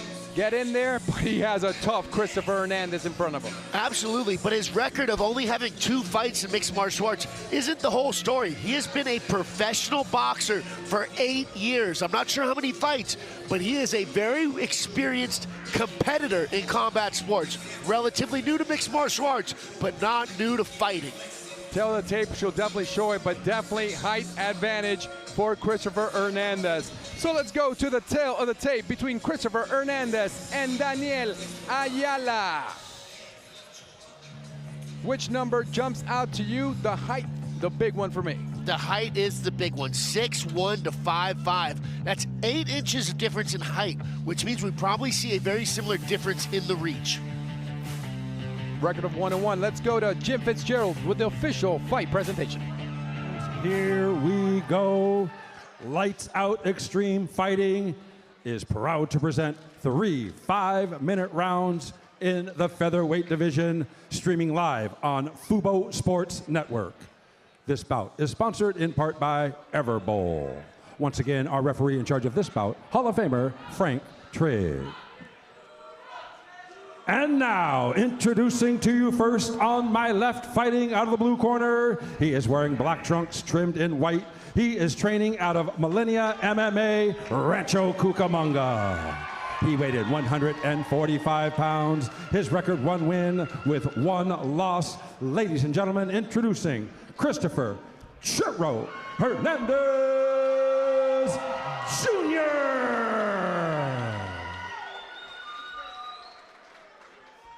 His opponent across the cage on my right, fighting out of the red corner. He is wearing black trunks trimmed in purple. He is hailing out of Mexico City, Mexico. He weighed 143 pounds. His record, no wins with 2 losses. Ladies and gentlemen, introducing Daniel the Pitbull Ayala. Once again, our referee in charge, Frank Trigg, to give final instructions. Gentlemen, you got instructions in the locker room. Obey my commands at all times. Protect yourself at all times. You want to touch gloves, do it now. Go back to your corners and come out swinging. Hall of Famer Frank Trigg, as we wait for the showdown between Hernandez and Ayala. They're going to start fast, bulletproof, or they're going to start slow? You know, judging by the way they're staring at each other right now, I think both of these guys want to get into the action and start touching each other's faces. And the fight is underway. Ayala with the black with purple from Mexico, his nickname the Pitbull. In front of him, the taller Christopher Hernandez in the blue corner. Ayala trying to show his dominance with boxing. Hernandez no slouch in the boxing game himself. And Hernandez being very smart with the range. You can see him staying just beyond Ayala's punching range, landing some straight. Oh! The left connects. Ayala, 1, 2, 3. Trying to connect again. Good defense by Christopher Hernandez. Help him out, bulletproof. What can he do? You know, Ayala should have just backed up and said, get back on your feet because I'm going to knock you down here. Why play this game?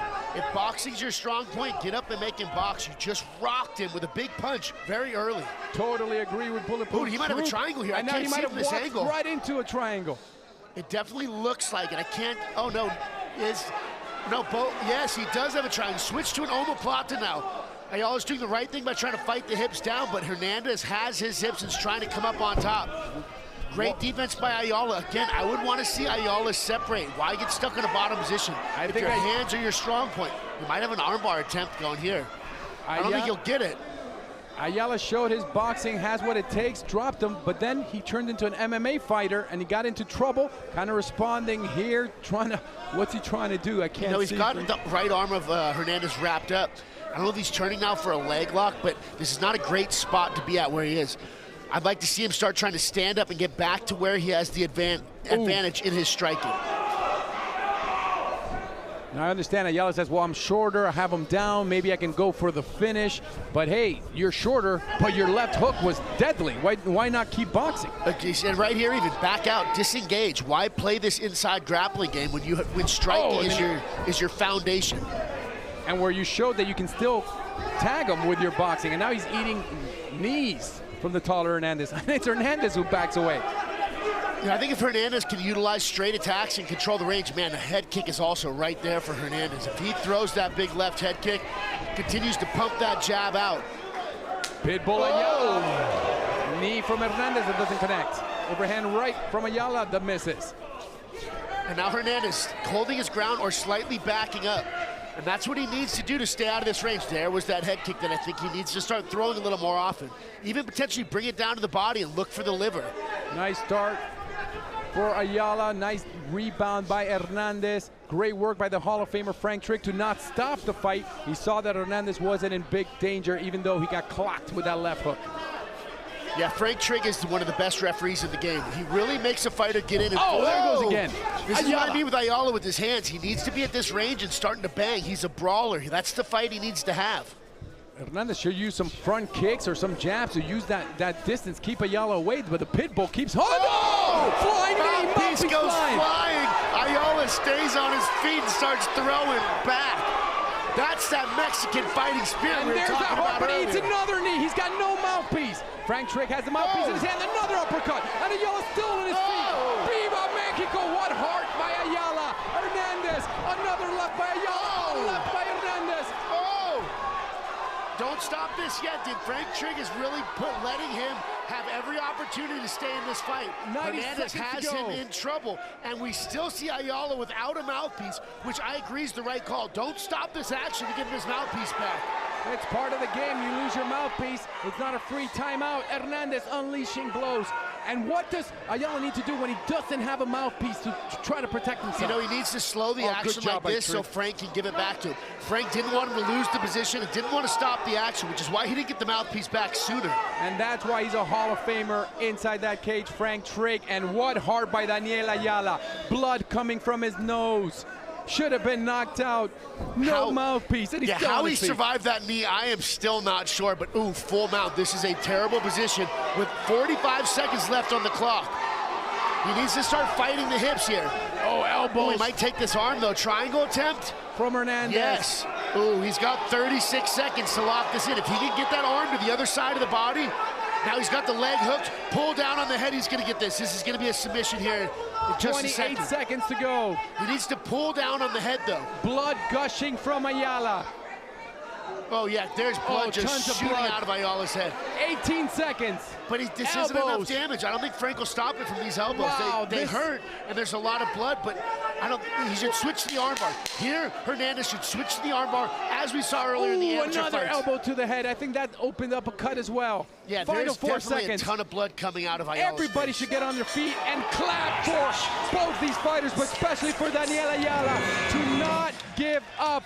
That's the fighting spirit. That is what you see from everybody who represents Mexico. Both of these guys were put in very bad positions in that first round. Hernandez got dropped, and then Ayala took a ton of damage. Just a knee from the mouthpiece. The big right hand that puts Hernandez down. And then it's all Hernandez. Watch this knee. Boom! That knocks out 80% of people. Bulletproof. I mean, that was solid on the chin. And he just ate that on the chin, ate that on the chin, and keeps swinging back. And he's got no mouthpiece. You can't teach it. You can't teach them that. You can teach people attacks. You can't teach them to have the dog in them like Ayala has. So if Hernandez wants to take this fight home, he is going to have to take it from Ayala. No Man, and these mouthpiece. elbows, look at all that blood just pouring out of his head. But no quit in him, no tap. This and no KO, wow. Lights out extreme fighting with Bulletproof Troop. I am Pablo Alcina. Inside that cage is Christopher Hernandez and Daniel Ayala. And what a first round. Hernandez wanting to end it. The Pitbull, Ayala, chomping at the bit to get it going. Yeah, no fear in Ayala, ready to get right back in the action. He needs to keep this fight standing, in my opinion. He needs to get inside and stay in punching range. But Hernandez is waiting for him to come in, though, I think, and he's going to blast another knee right up the middle. But he is taking shots. Another knee. Oh, man. And another one. Ayala now looking for the takedown. And that's one of the things about having a size difference of this magnitude. Your knee easily comes up to your opponent's chin. Amazing heart by Ayala. Hernandez also good little feint to dodge that right cross by Ayala. Couple jabs from Hernandez, what I was asking for in the first round. Use that distance. Absolutely. I'd even like to see him start throwing some teep attacks. We saw a fight get finished earlier with a kick to the body. I'd like to see Hernandez here throw a right or even a left teep to the body. But he is eating those right crosses from Hernandez, then an uppercut. And what is keeping Daniel Ayala up? This is like a Rocky Balboa movie. I know, that's it. You got to stop this fight. Applaud, give all the credit. Ayala took as much as he could, but amazing finish by Christopher Hernandez. Wow, I'm glad the fight ended in a way because he wasn't going to stop. He was going to keep going, and he was receiving way too much punishment. Ayala has a chin made of granite, but the thing is, you can bang on it so long until it starts to crumble. And it took a handful of big shots by Hernandez to finally put Ayala down for the TKO. Yeah, and his next fight, he might not be able to take those many blows. I mean, what he felt today, I mean, he got flying knees, right crosses, elbows. He showed heart, Bullet, but I mean, in the end, just too much Hernandez, too much height difference. But again, I agree with you. Ayala had him in boxing, took him down, and he made the mistake of going inside, and that kind of flipped the fight. He definitely, once Hernandez found his rhythm, he tried to fight Hernandez's fight, and it ended up with him on his back. They call him the Pitbull. Well, that Pitbull gave his all. Replays from this fight. 145 pounds. Hernandez right cross that connects clean. All these shots were that leg kick connected, left, and then a right uppercut. Yeah, this is right here at the Fed. These are exactly the combination that put him down. This right uppercut followed with the left hook. Boom, bang, right on the chin. Followed with a right hook after that. Frank Trigg saw enough. Hernandez celebrating, finishes it in the second round. Well, what a fight. Quick break, we'll be back with more. The co-main event is coming up, but we'll be back for the official decision. Lights out, Extreme Fighting 9.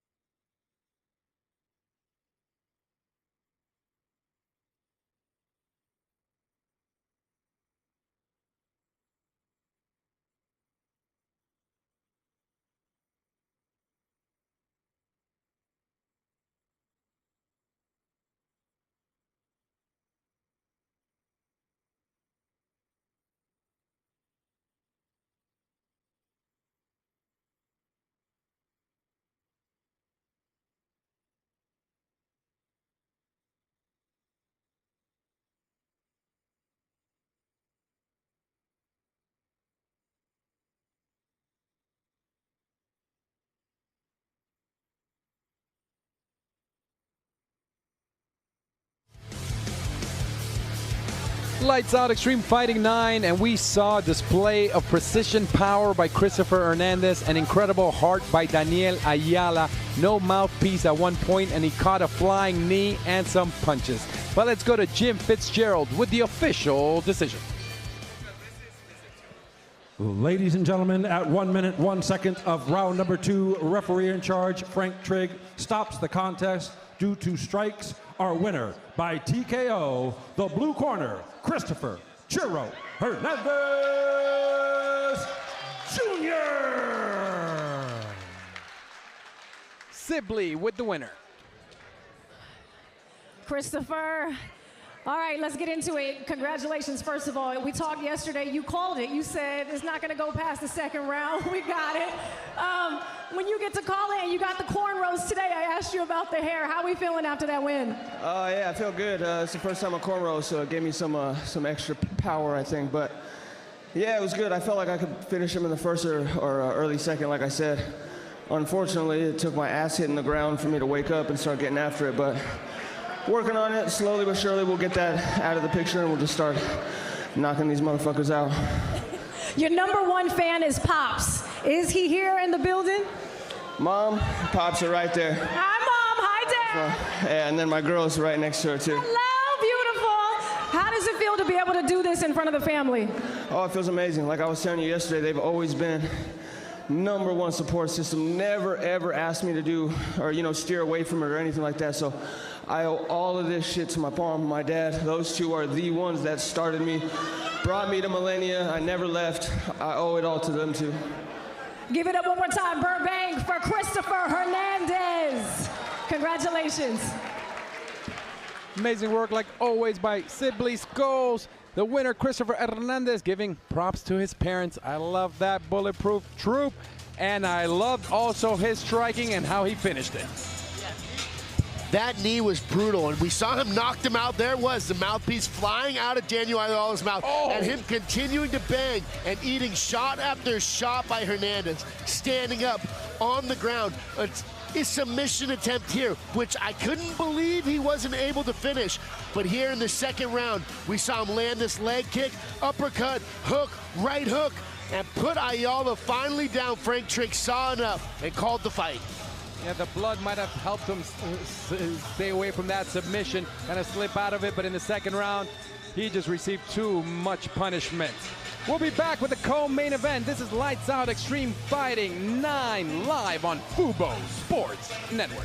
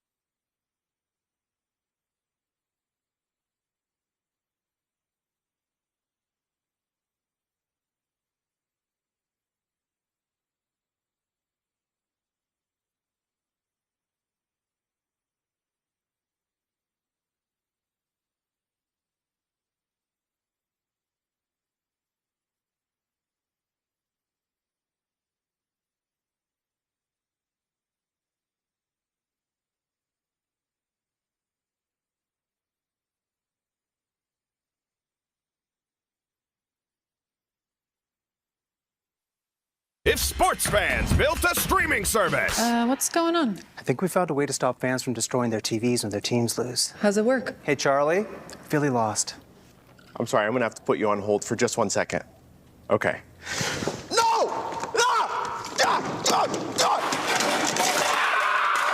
Now we need a little bit of water splashing around this one. Bob Ross channel. It's freaking genius. It's even a little over here. Live TV and sports and more, but mostly sports. That's Fubo! Lights Out Extreme Fighting 9. The co-main event is next. Alberto Relentless Romo taking on Matios Camilo. There's Romo and Camilo. We are live at Burbank, California. These two fighters have power. They also have personalities. Let's get to know both of them. Romo. I'm fighting Matios Camilo. I'm gonna win because of my heart, you know? I never give up. I always put in my all, and that's gonna show tomorrow. I started picking up jiu-jitsu when I was 16. I wanted to be a UFC fighter when I was 18, and I've been training since then. I was already in amateur fights, started winning as a purple belt, and I continued with it ever since. I'm going right now professional 4-0, undefeated. So, you know, I'm feeling more confident with my ability, especially with my training too. So yeah, I started back in 2008 and I'm still doing it. And what does fighting mean to me? It's in my blood, you know, it means a lot. I love to fight, I love doing what I'm doing. It's the adrenaline that I love to go for. I don't go out searching for fights, looking for fights, you know, I'm a very humble guy. But when I'm in the cage, it's a different story. I definitely want to thank Lights Out for this opportunity, especially Shawne Merriman, wonderful guy. I want to thank everybody who is working this promotion and everyone included. Without them, I wouldn't be here. My name is Matios Camilo. I will fight with Alberto Romo. Yeah, he's a tough guy, I know, but I'm sacrificed a lot for this fight. I train a lot for this moment, so I'm ready. I'm going to win. Wherever the fight goes, I'm ready for this. I'm prepared for knocking him out or grappling. I'm ready. I started training 13 years old martial arts, so long time, 9 years. I'm here in USA 3 years. I come for looking for opportunities to change my life, to help my family's life. I fight for my father's memories, and I met my manager Lance and Jason Hall. They changed my life here.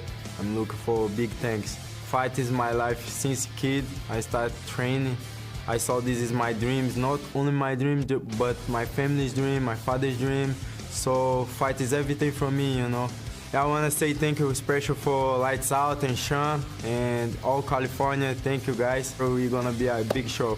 Thank you. Co-main is going to be awesome. Coming up next, we have Bulletproof Troops, bullet points to victory. And this amazing co-main event next on Lights Out Extreme Fighting 9.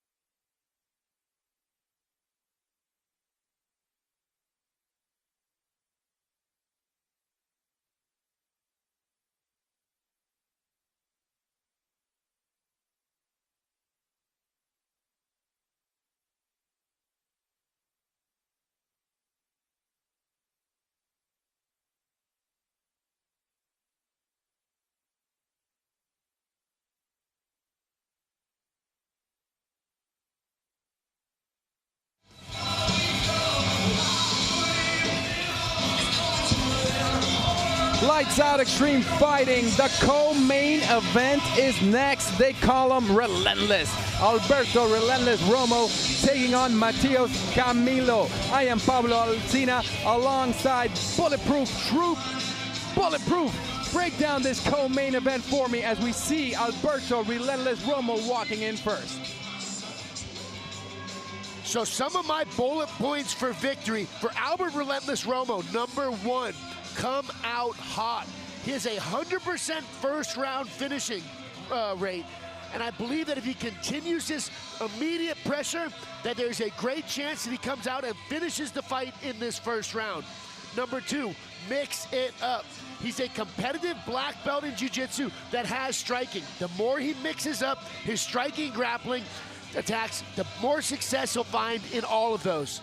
And lastly, conscious energy expenditure. This is the toughest opponent he's faced so far, so he may not see that first round finish. If that is the case, he needs to have gas left in the tank for rounds 2 and 3. Those were bullet points by the one and only Bulletproof Troop. Alberto Relentless Romo, undefeated, 4-0. He's from Hemet, California, and he's won all kinds of different ways. Back in August, round 1 by TKO. The fight before that, rear naked choke victory.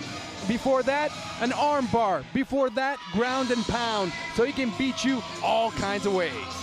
Very well-rounded fighter. And like I said, competitive black belt in Brazilian Jiu-Jitsu. And now, in the red corner, out of Brazil, the land of Futebol, but also the land of Jiu-Jitsu and the land of MMA. Matias Camilo comes in. He has power in his right hand. What can you tell me about Camilo? Matias Camilo is a young phenom in mixed martial arts. Some of my bullet points for victory for Matias is number 1, be ready, but be patient. We know his opponent is probably going to come out hot. He needs to be ready for that and not overwhelmed too early. But at the same time, he needs to be patient so he can find his openings.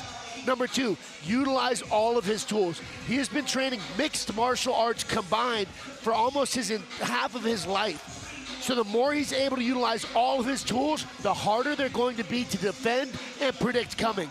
And lastly, take the fight to deep waters. Romo's conditioning has not been tested in a cage yet. Romo's round 1 output may impact his conditioning later in the fight. So the longer the fight goes on, I believe it is in the favor of Matias Camilo. Those were Bulletproof's bullet points for the co-main events. Relentless Romo taking on Matias Camilo. In his last fight, Camilo won by Kimura submission in the first round, looking for his 6th victory. This is gonna be a good one. Shawne Merriman is building a monster. Lights Out Extreme Fighting, and we are live on Fubo Sports Network. All the fights bring passion, fury, and heart. And let's go to the tail of the tape of the co-main event. Alberto Romo taking on Matias Camilo, 8 years difference. You see the undefeated record by Romo, 4-0. Solid 5-2 record by Matias Camilo. Let's go to Jim Fitzgerald with that magical, beautiful voice and the official fight presentation. All right, fight fans, here we go. Now in the cage, the co-main event of this evening, presented to you by Lights Out Extreme Fighting. 3 5-minute rounds in the featherweight division. This bout is sponsored by Maverick Gaming. Once again, our referee in charge of this bout, Rafael Davis.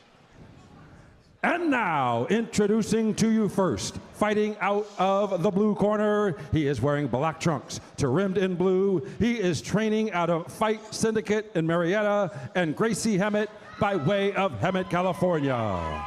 He weighed in 149 pounds. He brings to the cage an undefeated record, 4 wins, no losses, with all 4 wins coming by way of stoppage. Ladies and gentlemen, introducing Relentless Alberto Romo.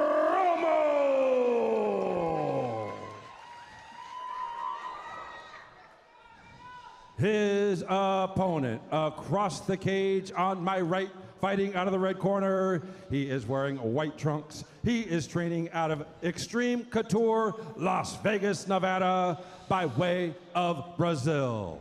He weighed in 145 pounds. His record, 5 wins, 2 losses, with 4 big wins coming by way of stoppage. Ladies and gentlemen, introducing Matheus Camilo. Once again, our referee in charge, Rafael Davis, to give final instructions. Fighters, we went over rules in the back. Obey my commands at all times.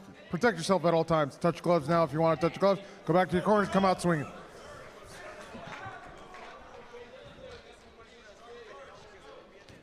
Everyone watching, scan the QR code that is at the bottom of your screen to be entered to win cage side seats and other LXF prizes. Scan the QR code. And the fight is underway. The co-main event, Alberto Relentless Romo with the black trunks, Matheus Camilo de Brazil with the white.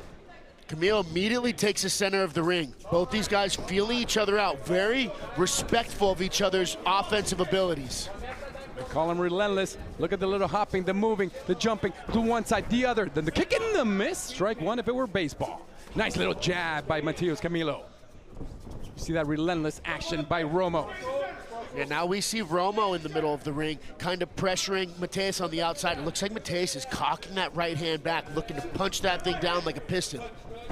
Oh, kick to the head by Romo. Nice block by Camilo, just 22 years old, but he's been fighting since he was 9 years old. Oh, nice left-right combination. One got through, then the kick low to the leg. Nice kick by Camilo, the Brazilian, feeling comfortable in their plate. Absolutely, mixing up the levels of his attacks. He went several high attacks and then closed out with a low kick. Now knees to the body. Romo has never lost, and he's never even had a decision. 4 fights, 4 victories, undefeated Romo, but he's got this toughest fight ever with the Brazilian in front of him. Absolutely, and this is a tough puzzle to solve for both guys. Both guys are trying to find their openings, but aren't necessarily finding a ton of stuff. And they may be eating a couple things on their way into finding it, but that leg kick from Matheus is finding a home. Those kicks are landing, and you're going to see that left leg by Romo not wanting to be so far up front. No combination, he sends him down. Now relentless Romo trying to grab on the leg, springs to his feet. Knee by Matheus Camilo. Beautiful start for the Brazilian Matheus Camilo. Yeah, some great leg kicks out of Camilo. Those are they are proving to be a great asset. He used to train a lot with Jose Aldo at Nova União. So, whoa. Ooh. How's the ankle? Okay, just a slip. I thought he might have rolled his ankle. Yeah, it was hard to tell what that was, the way he kind of stepped weird and went down. Oh, a clean right uppercut that connected. Romo showing heart. And very smart here for him to be patient. He came in, landed some stuff, and then got back out. He's been slowly punishing Relentless Romo from the outside. In Bulletproof's points to victory, he said it. Matheus has to be willing to fight aggressive, but be patient. That's exactly what I've been seeing from him. Were you coaching him Bulletproof? No, he must have great coaches, though, because that is absolutely the way to fight a guy who comes out aggressive. You can't let him go completely all out on you, but at the same time, you don't want to get lulled into what his fight is. I like both these fighters. I like the look of Camilo. He's got that strong jawline as well, physique. He's got length, but Romo says, I have heart and I have you on your back. And the competitive Brazilian Jiu-Jitsu black belt now has Matheus Camilo down in a half guard position. Let's see what he's able to do here, because he's already halfway past the guard. Is he going to be able to get completely past it, or does he want to stay here and land ground and pound strikes from the top, which half guard is a much harder position to get up from. And they're telling him to stand up, and he does. Romo has the leg, looking to bring him down again. Now Camilo, being Brazilian, no slouch in his jiu-jitsu also. If he can get that leg free, but the black belt does not. Romo knows what he's trying to do, and you can see him stuffing. Oh, nice. Let's see if he gets a pass out of this. Oh, nice push kick away. Romo spent a lot to get him down. Okay, I was going to say I'd be surprised if he just lets him back up. And now guard in the middle of the ring. A great place to land ground and pound. We are seeing that relentless energy by Romo, that undefeated record on the line. You're watching Lights Out Extreme Fighting. Remember both these names. We're going to be seeing these guys for a long time. Bullet. Oh, yeah. I've heard a lot of things about Mateus Camilo. When I say he is a young phenom in this sport, this kid is somebody to watch out for. And he's been showing that thus far in this matchup. And he's looking pretty good having a competitive BJJ black belt on top of him. 1 minute to go in round 1 of the co-main event. Lights Out Extreme Fighting 9. I'd like to see a little more posturing up by Romo here. Posture up, get to his feet, hip in, and then come over the top with some big strikes that'll do some real damage. Mateus Camilo gets up from the ground, which has got to be a big combo. Oh, that elbow! Yeah, we're seeing Muay Thai from Camilo. First he tried with the knee, then he had the clinch and the nice elbow. You can see back to the boxing, the punching. Uppercut, the left eye! Mouthpiece drops out. The fight is still going, which I agree body. With. Another one. Oh. Camilo was too nice. He had it finished. To the body again, to the head. Great work by the referee to give Romo fighting chance. Undefeated record, and it's over. Wow. He gave him as much an opportunity to get back in the fight. Mateus Camilo thought the fight was over, took a little gas off, a little mistake, kind of showed a little too much heart. You got to finish the fight, and he did. Did you like the referee stoppage there? You know, I thought that was appropriate. I could have seen some referees stop me when the mouthpiece got knocked down. He was kind of on him. But the referees here, Lights Out Extreme Fighting, make you finish your fight. And Maldonado, the referee, absolutely made Mateus sit there and take the extra 5 seconds. It was probably going that way, but made him take it there. And I'm a fan of that. Lots of times, the undefeated record is heavy. You come in with so much confidence. You're like, hey, I'm undefeated. My opponent has 2 losses. Today, you saw why you cannot take any opponent easy. Not saying Romo did. I'm just saying he walked into a buzzsaw, and we saw it today. Yeah, you know, yesterday he said he wants an extremely challenging fight, and he took a very tough fight in Mateus Camilo. Came out and was extremely offensive. He had the takedown. He had the ground and pound a little bit. You know, he was no slouch in this fight, but Mateus Camilo caught him. Let's go to the replays on this one. First knee. This was a Muay Thai we were mentioning. Great clinch. Boom. That elbow connected nicely. Yeah, so that elbow did some body work and then patient. Got back, landed his stuff, and backed up. This left hook and right hook series is what knocked, I think it was a left hook that knocked the mouthpiece out. There it went. And he steps back. Oh, is the referee going to stop this fight? Boom, right on the button with the uppercut. And Maldonado makes him finish with a bunch more strikes. Yeah, and he went to the body as well. When you have a fighter about to finish, lots of fighters make the mistake of just going to the head. He went to the body and then put him to sleep. Lights Out Extreme Fighting 9. We'll be back with the official decision.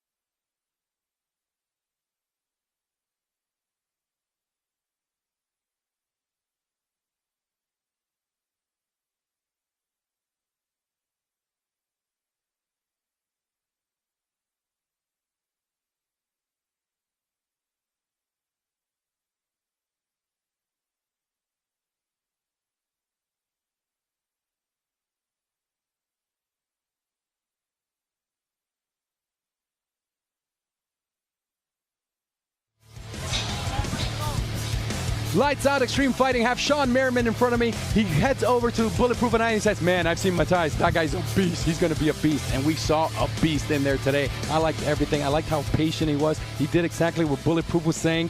He was aggressive, but smart. He was patient, took his time, and then when he had to finish it, he did just that. Yeah, that kid's definitely going to be getting the call up at some point in the near future. Still extremely young, too. Let's go to Jim Fitzgerald with the official fight decision. Ladies and gentlemen, at 4 minutes, 43 seconds of round number 1, referee in charge, Rafael Davis, stops the contest. Our winner by TKO, the red corner, Mateus Camilo.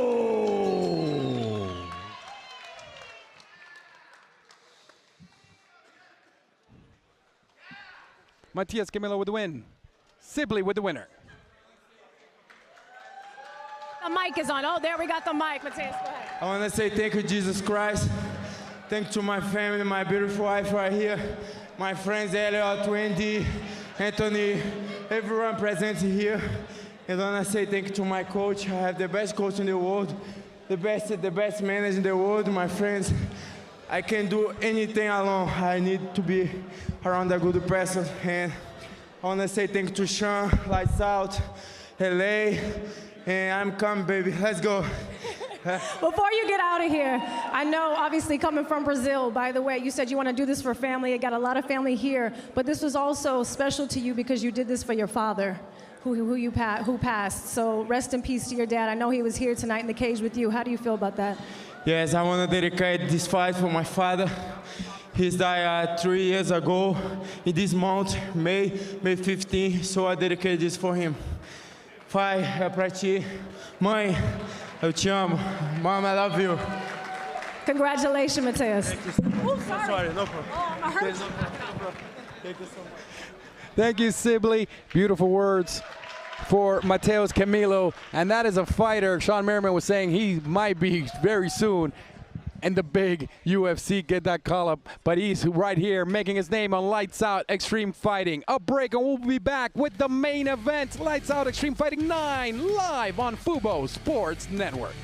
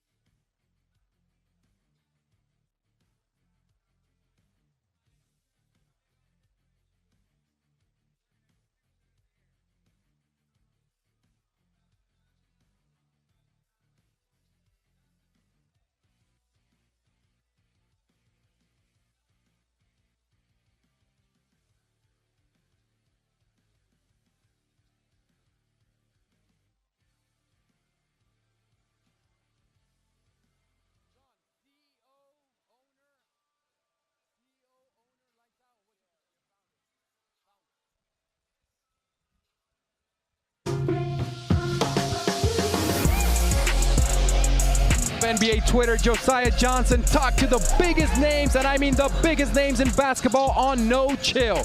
Check them out Sunday nights at 7 p.m. Eastern on Fubo Sports and anytime on YouTube or wherever you get your podcast. No Chill with Gilbert Arenas. We are live on Fubo Sports Network. What an amazing night. And sitting alongside us is the founder of Lights Out Extreme Fighting, the one and only Shawne Merriman. And Shawne, you knocked it out of the park again. An incredible night of fights. What's your recap of this amazing night? Can we hear Shawne? Live with Shawne Merriman. Talk, Shawne. There we go. I think we figured it out. You know, this is not only our biggest event, but you see some of these guys, they came out to just flat out compete.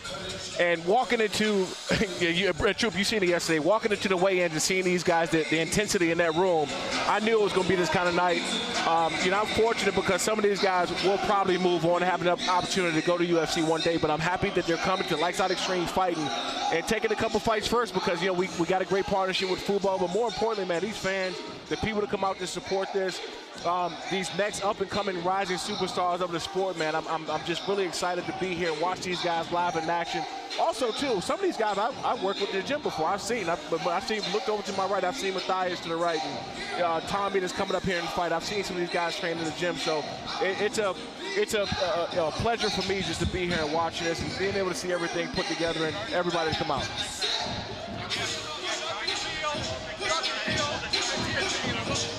Yeah, Julian Duckenfield is a former college football player at Fullerton.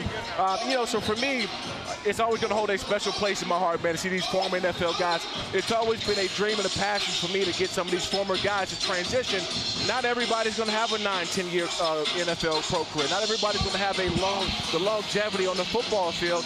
I was actually in the process of bringing a couple guys from the XFL. I was waiting for the XFL to be over to come over and have a fight in Lights Out Extreme Fight. But until then, man, I just really love to get behind these next up-and-coming superstars. I was fortunate enough to play with some of the biggest stars in the world. But watching their brands grow, watching them grow in the sport and become the fighters that they are, has really been fun for me. Yeah, so Lights Out Extreme Fighting has been bringing some of the best fighters from Southern California and around the world, as we saw with Matheus Camilo.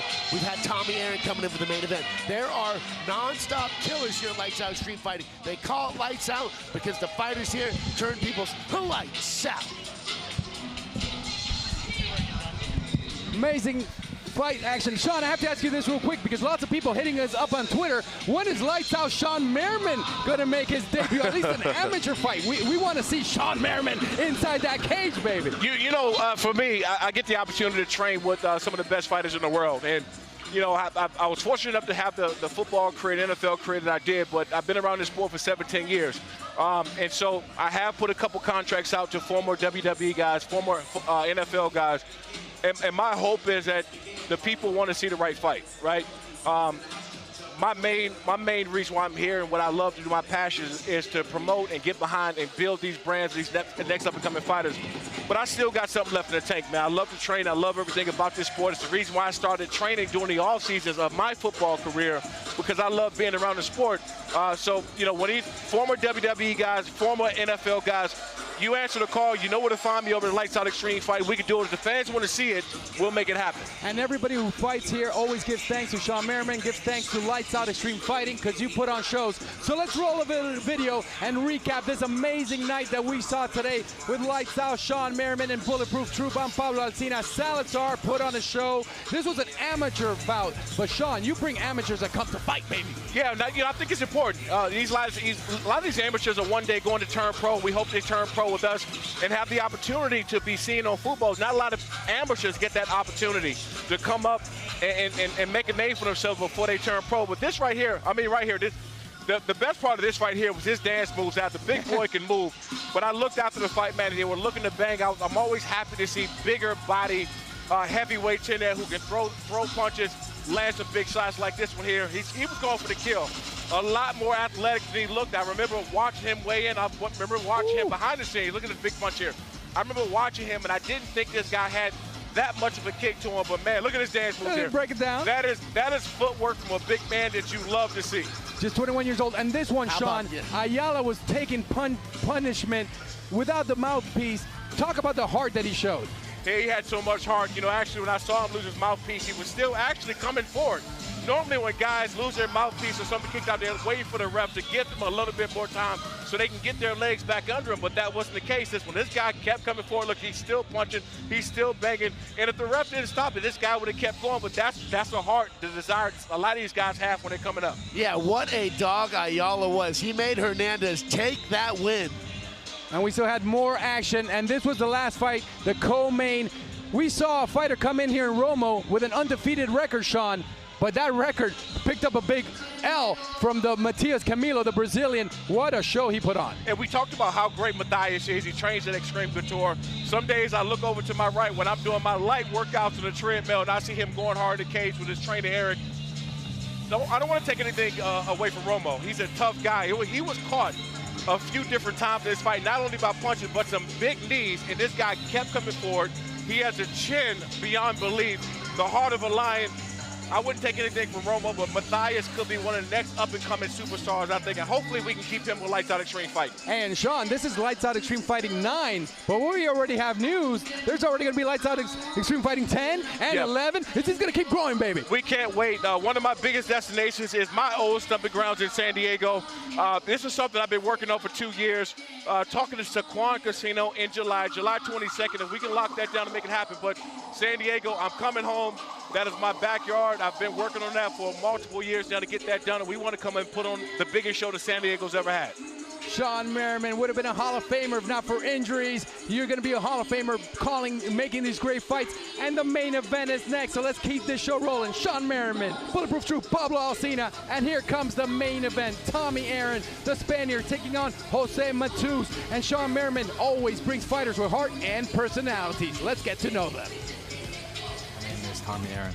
I'm going to be fighting Jose Matus, and he seems like he's a tough guy. If I could say one thing to my opponent, I would just tell him to breathe and to come ready. I know I'm going to win this fight because of faith, my faith in God. I know God has my back, and my training. I've been training for pretty much my whole life. I've been training with some of the best guys in the world, and I have a great team around me. I have a beautiful wife who supports me and a great team, and I feel confident, man. I started fighting in Palma de Mallorca, Spain. I started fighting because I was bullied a lot, and I just had a pretty crazy home life, and I realized that I was kind of good at it, and I just went from there. Fighting gives me a sense of calm, a sense of peace. It relaxes me. It makes me feel confident. I think God put me in this position because he knows that I fight for him. I want to thank Lights Out Extreme Fighting and Shawne Merriman for the opportunity to fight for his promotion. I'm very thankful for the opportunity to be the main event, and I'm very thankful to all my team. My name is José Manuel Matus Lara. Voy a pelear contra Tommy Aaron, un striker y pues yo también, así que vamos a dar una guerra mañana. Tengo todas las ganas, toda la disciplina, todo el talento, así que vamos para adelante mañana. Vamos a subirnos, vamos a dar una guerra arriba del octágono y que la gente lo disfrute, que gane el mejor canal. Hace 4 años en Guadalajara, México. Claro, yo comencé en un gimnasio que se llamaba Strong Gym.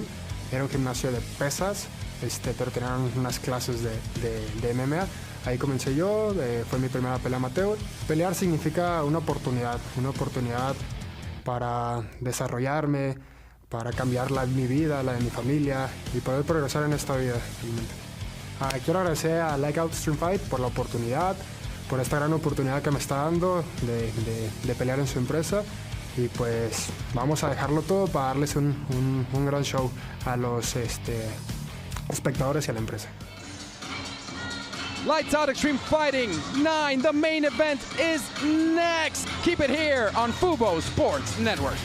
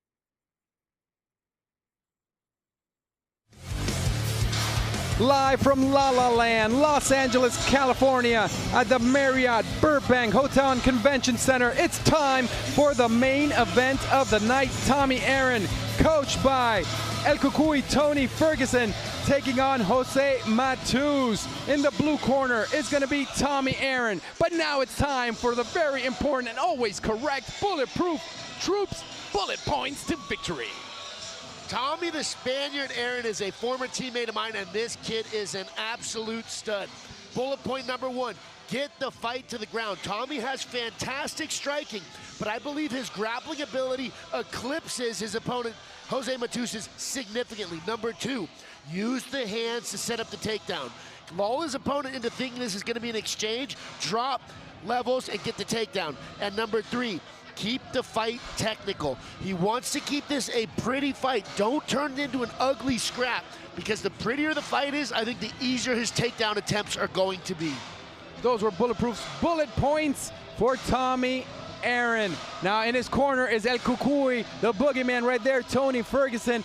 What a champion he's been all around in all his fighting game. Tony Ferguson, now you say you want the fight to stay pretty, kind of different from Tony Ferguson, who used to love getting those fights ground and dirty. You know, I think that's a bullet point for victory, maybe not a bullet point for entertainment. And Tommy is an extremely entertaining fighter with Tony Ferguson in his corner. So Tommy, he's actually a really nice, super sweet, good-hearted guy. But when you see him in the cage, you might not think that, because he is an animal. And when he gets in that cage, he acts like one too. The Spaniard, Tommy Aaron's out in Spain to use a fight. And the other side, Jose Matus from Mexico. Mexico versus Spain would make a great soccer match. It's going to make an awesome main event here on Lights Out Extreme Fighting 9. Live on Fubo Sports Network. Giving a hug to the one and only El Cucuy, Tony Ferguson. He's pumped for his man. He's ready. But now here is the red corner. Viva Mexico! Representing Mexico is Jose Matus. I want the Bulletproof Troops bullet points. So Jose Matus, he is a boxer who has a Mexican style of fighting. So he wants to, number 1, keep the fight on the feet. He's going to do that by controlling the range and utilizing straight attacks. Number 2, punches and bunches. As I mentioned, Tommy Aaron is a very good striker, so he's not going to be able to just land a single big shot. He's going to need to set things up and follow things up. And lastly, number 3, Jose Matus needs to disengage after clashes, because I believe Tommy will drop for the takedown. And so if he stays inside at the end of these exchanges, he does that at the risk of being taken down. Bulletproof's bullet points to victory. This is the main event. I want to thank everyone that has watched this amazing night of fighting action. Lights Out Extreme Fighting 9. Next month we have 10, and a month after that 11 in San Diego, the hometown of Shawne Merriman, where he made his name huge as a member of the San Diego Chargers, and now he's building this great brand of Lights Out Extreme Fighting. I am Pablo Alcina alongside Bulletproof Troop. The main event is next. Ooh, is this one gonna go the full 3 or no? I don't think so. I think we're gonna see a finish. I think someone's going lights out. Time for the tail of the tape for the main event. Tommy Aaron, they call him the Spaniard, taking on Jose Matus. Tommy, 28 years old. Matus, just 25. You're predicting this is going to end? I think so. I think Tommy's going to put him away in the first round, maybe second round. Let's go to Jim Fitzgerald with the official fight presentation of our main event. All right, fight fans. Now in the cage, what you've all been waiting for. Here we go. It's time for the main event of this evening, presented to you by Lights Out Extreme Fighting. Now in the cage, 3 rounds in the super lightweight division, streaming live on Fubo Sports Network. This bout is brought to you by Family First Life. Once again, our referee in charge of this bout, Hall of Famer Frank Trigg.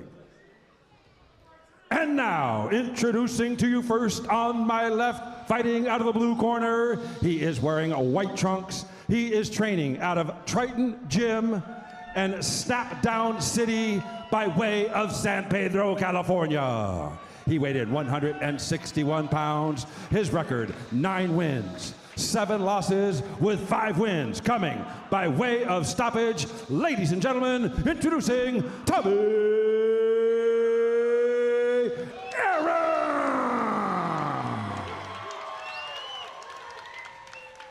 His opponent across the cage on my right, fighting out of the red corner. He is wearing black trunks along with the color of the Mexican flag. He is training out of Wolfgang by way of Guadalajara, Jalisco, Mexico.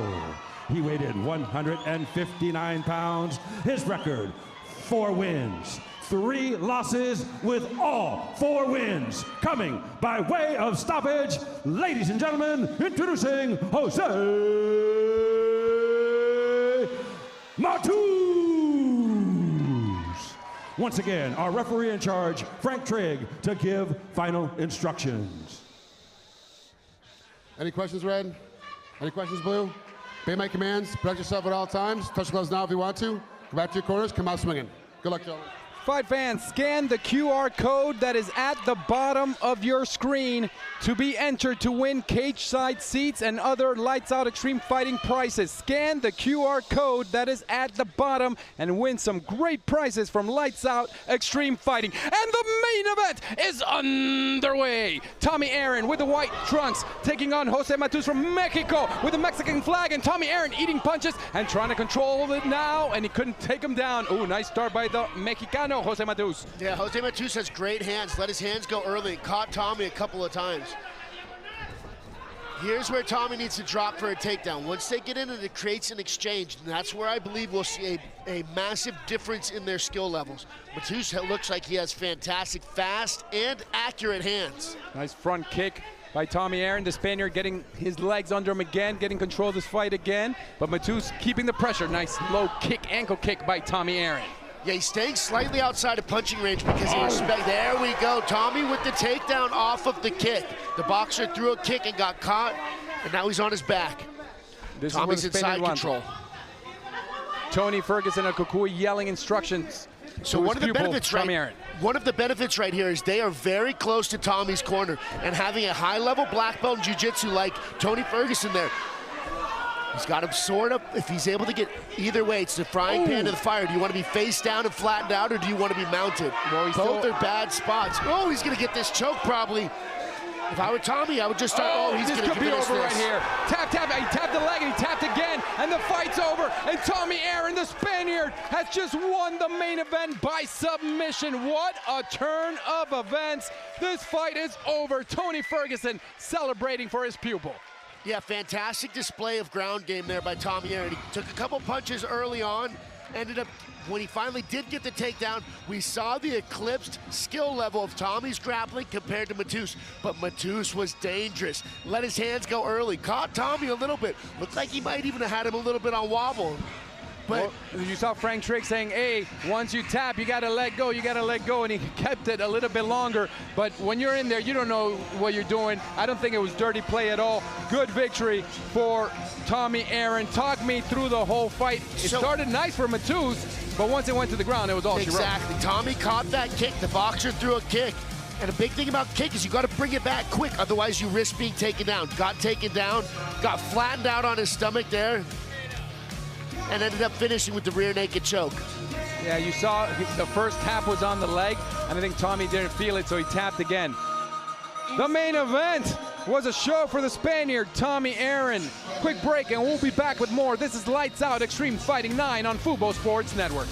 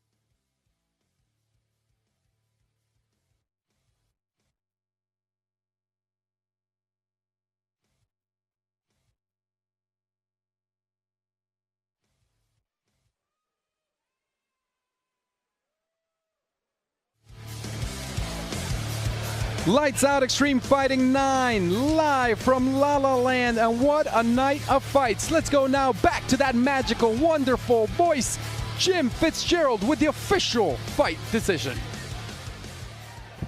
Ladies and gentlemen, at 1 minute, 24 seconds of round number 1, referee in charge, Frank Trigg, stops the contest due to a tap out from a rear naked choke. Our winner, in the blue corner, Tommy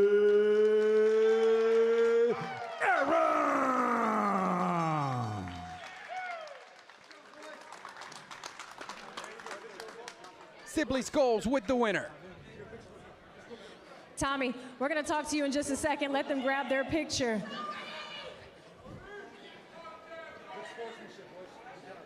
Tony Ferguson Love to inside the see cage. it.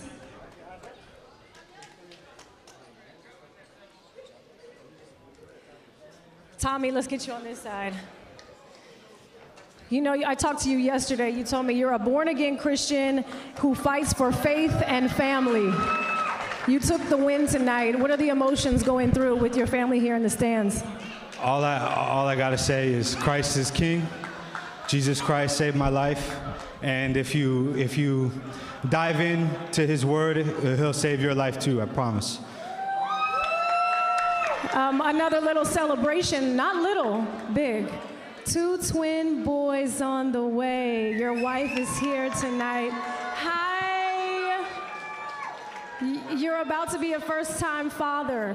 How much more does this win mean to you and to be able to tell this story to your little ones? Oh, so much. I fight for my family, my faith, but most of all, those 2 little identical twin boys in her belly. That's what I'm fighting for now. That's what I'm fighting for now. Tommy, anything else before we get out of here? Heck of a fight. I just want to say thank you to all my Triton family, all the guys out there who helped me get ready. I want to give a really special thanks to John Marsh, Triton Gym, Redondo Beach, Willie Laureano, Kali Salah Pangamut, Underguru Dan, and my boy Jose from Fight Night Customs, my little brother Dom, my boy Caleb, who's going to be a world champion soon in boxing. But of course, you guys already know, Tony Ferguson. Tony! Come on, Tony.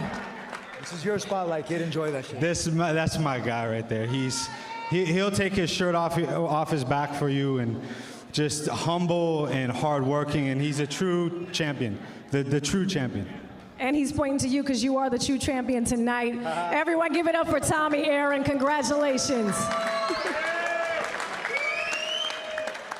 Thank you, Sibley Scholes. Amazing work by the extremely talented Sibley all night long. What a night of action. Bulletproof Troop, your final words on this amazing night that we saw today that finished with this Tommy the Spaniard Aaron fight. Talk to me. All your bullet points were dead on perfect. You know, I've been watching fighting for a very long time, so I figured out how to solve a lot of these puzzles, and Tommy followed my bullet points. He didn't know them, but followed them to a T and was able to get the first round submission win over his opponent with a rear naked choke. Yeah, and Matus had some strikes that landed, but your bulletproof was, if you strike, step back. Instead, he went for the kick. He got taken down. Lights Out Extreme Fighting. Tony Ferguson in the cage. Tommy Aaron celebrating. What a night of fights. Bulletproof Troop, your final thoughts on this whole night. An incredible night of fights. Some of the matchmaking here at Lights Out Extreme Fighting is top-notch, and so is the level of competition we see here. So when you tune into Lights Out, know that you're going to see some great fights, and you're probably going to see somebody's lights go out. Man, we had some great nights. In the amateur fights, we saw some knockdowns. In the pro fights, we saw submission. We saw heart from Ayala. We saw even the ones that didn't win just be amazing. Bulletproof Troop, are you ready for Lights Out Extreme Fighting 10? I am ready for Lights Out Extreme Fighting 10, 11, and 12. Let's line them up so our fighters can keep knocking them down. He is Bulletproof Troop. I am Pablo Alcina. A special thanks to Shawne Merriman for having us on the call of this Fight Call Paul Cambria, our grand director, for putting on a brilliant show, all the technical crew that makes this Lights Out brand so spectacular, and of course, hats off to the fighters who once again put on a fabulous show. In the name of Bulletproof Troop, I am Pablo Alcina, and hope to see all of you again in Lights Out Extreme Fighting 10 right here on Fubo Sports Network. Bye, bye, baby.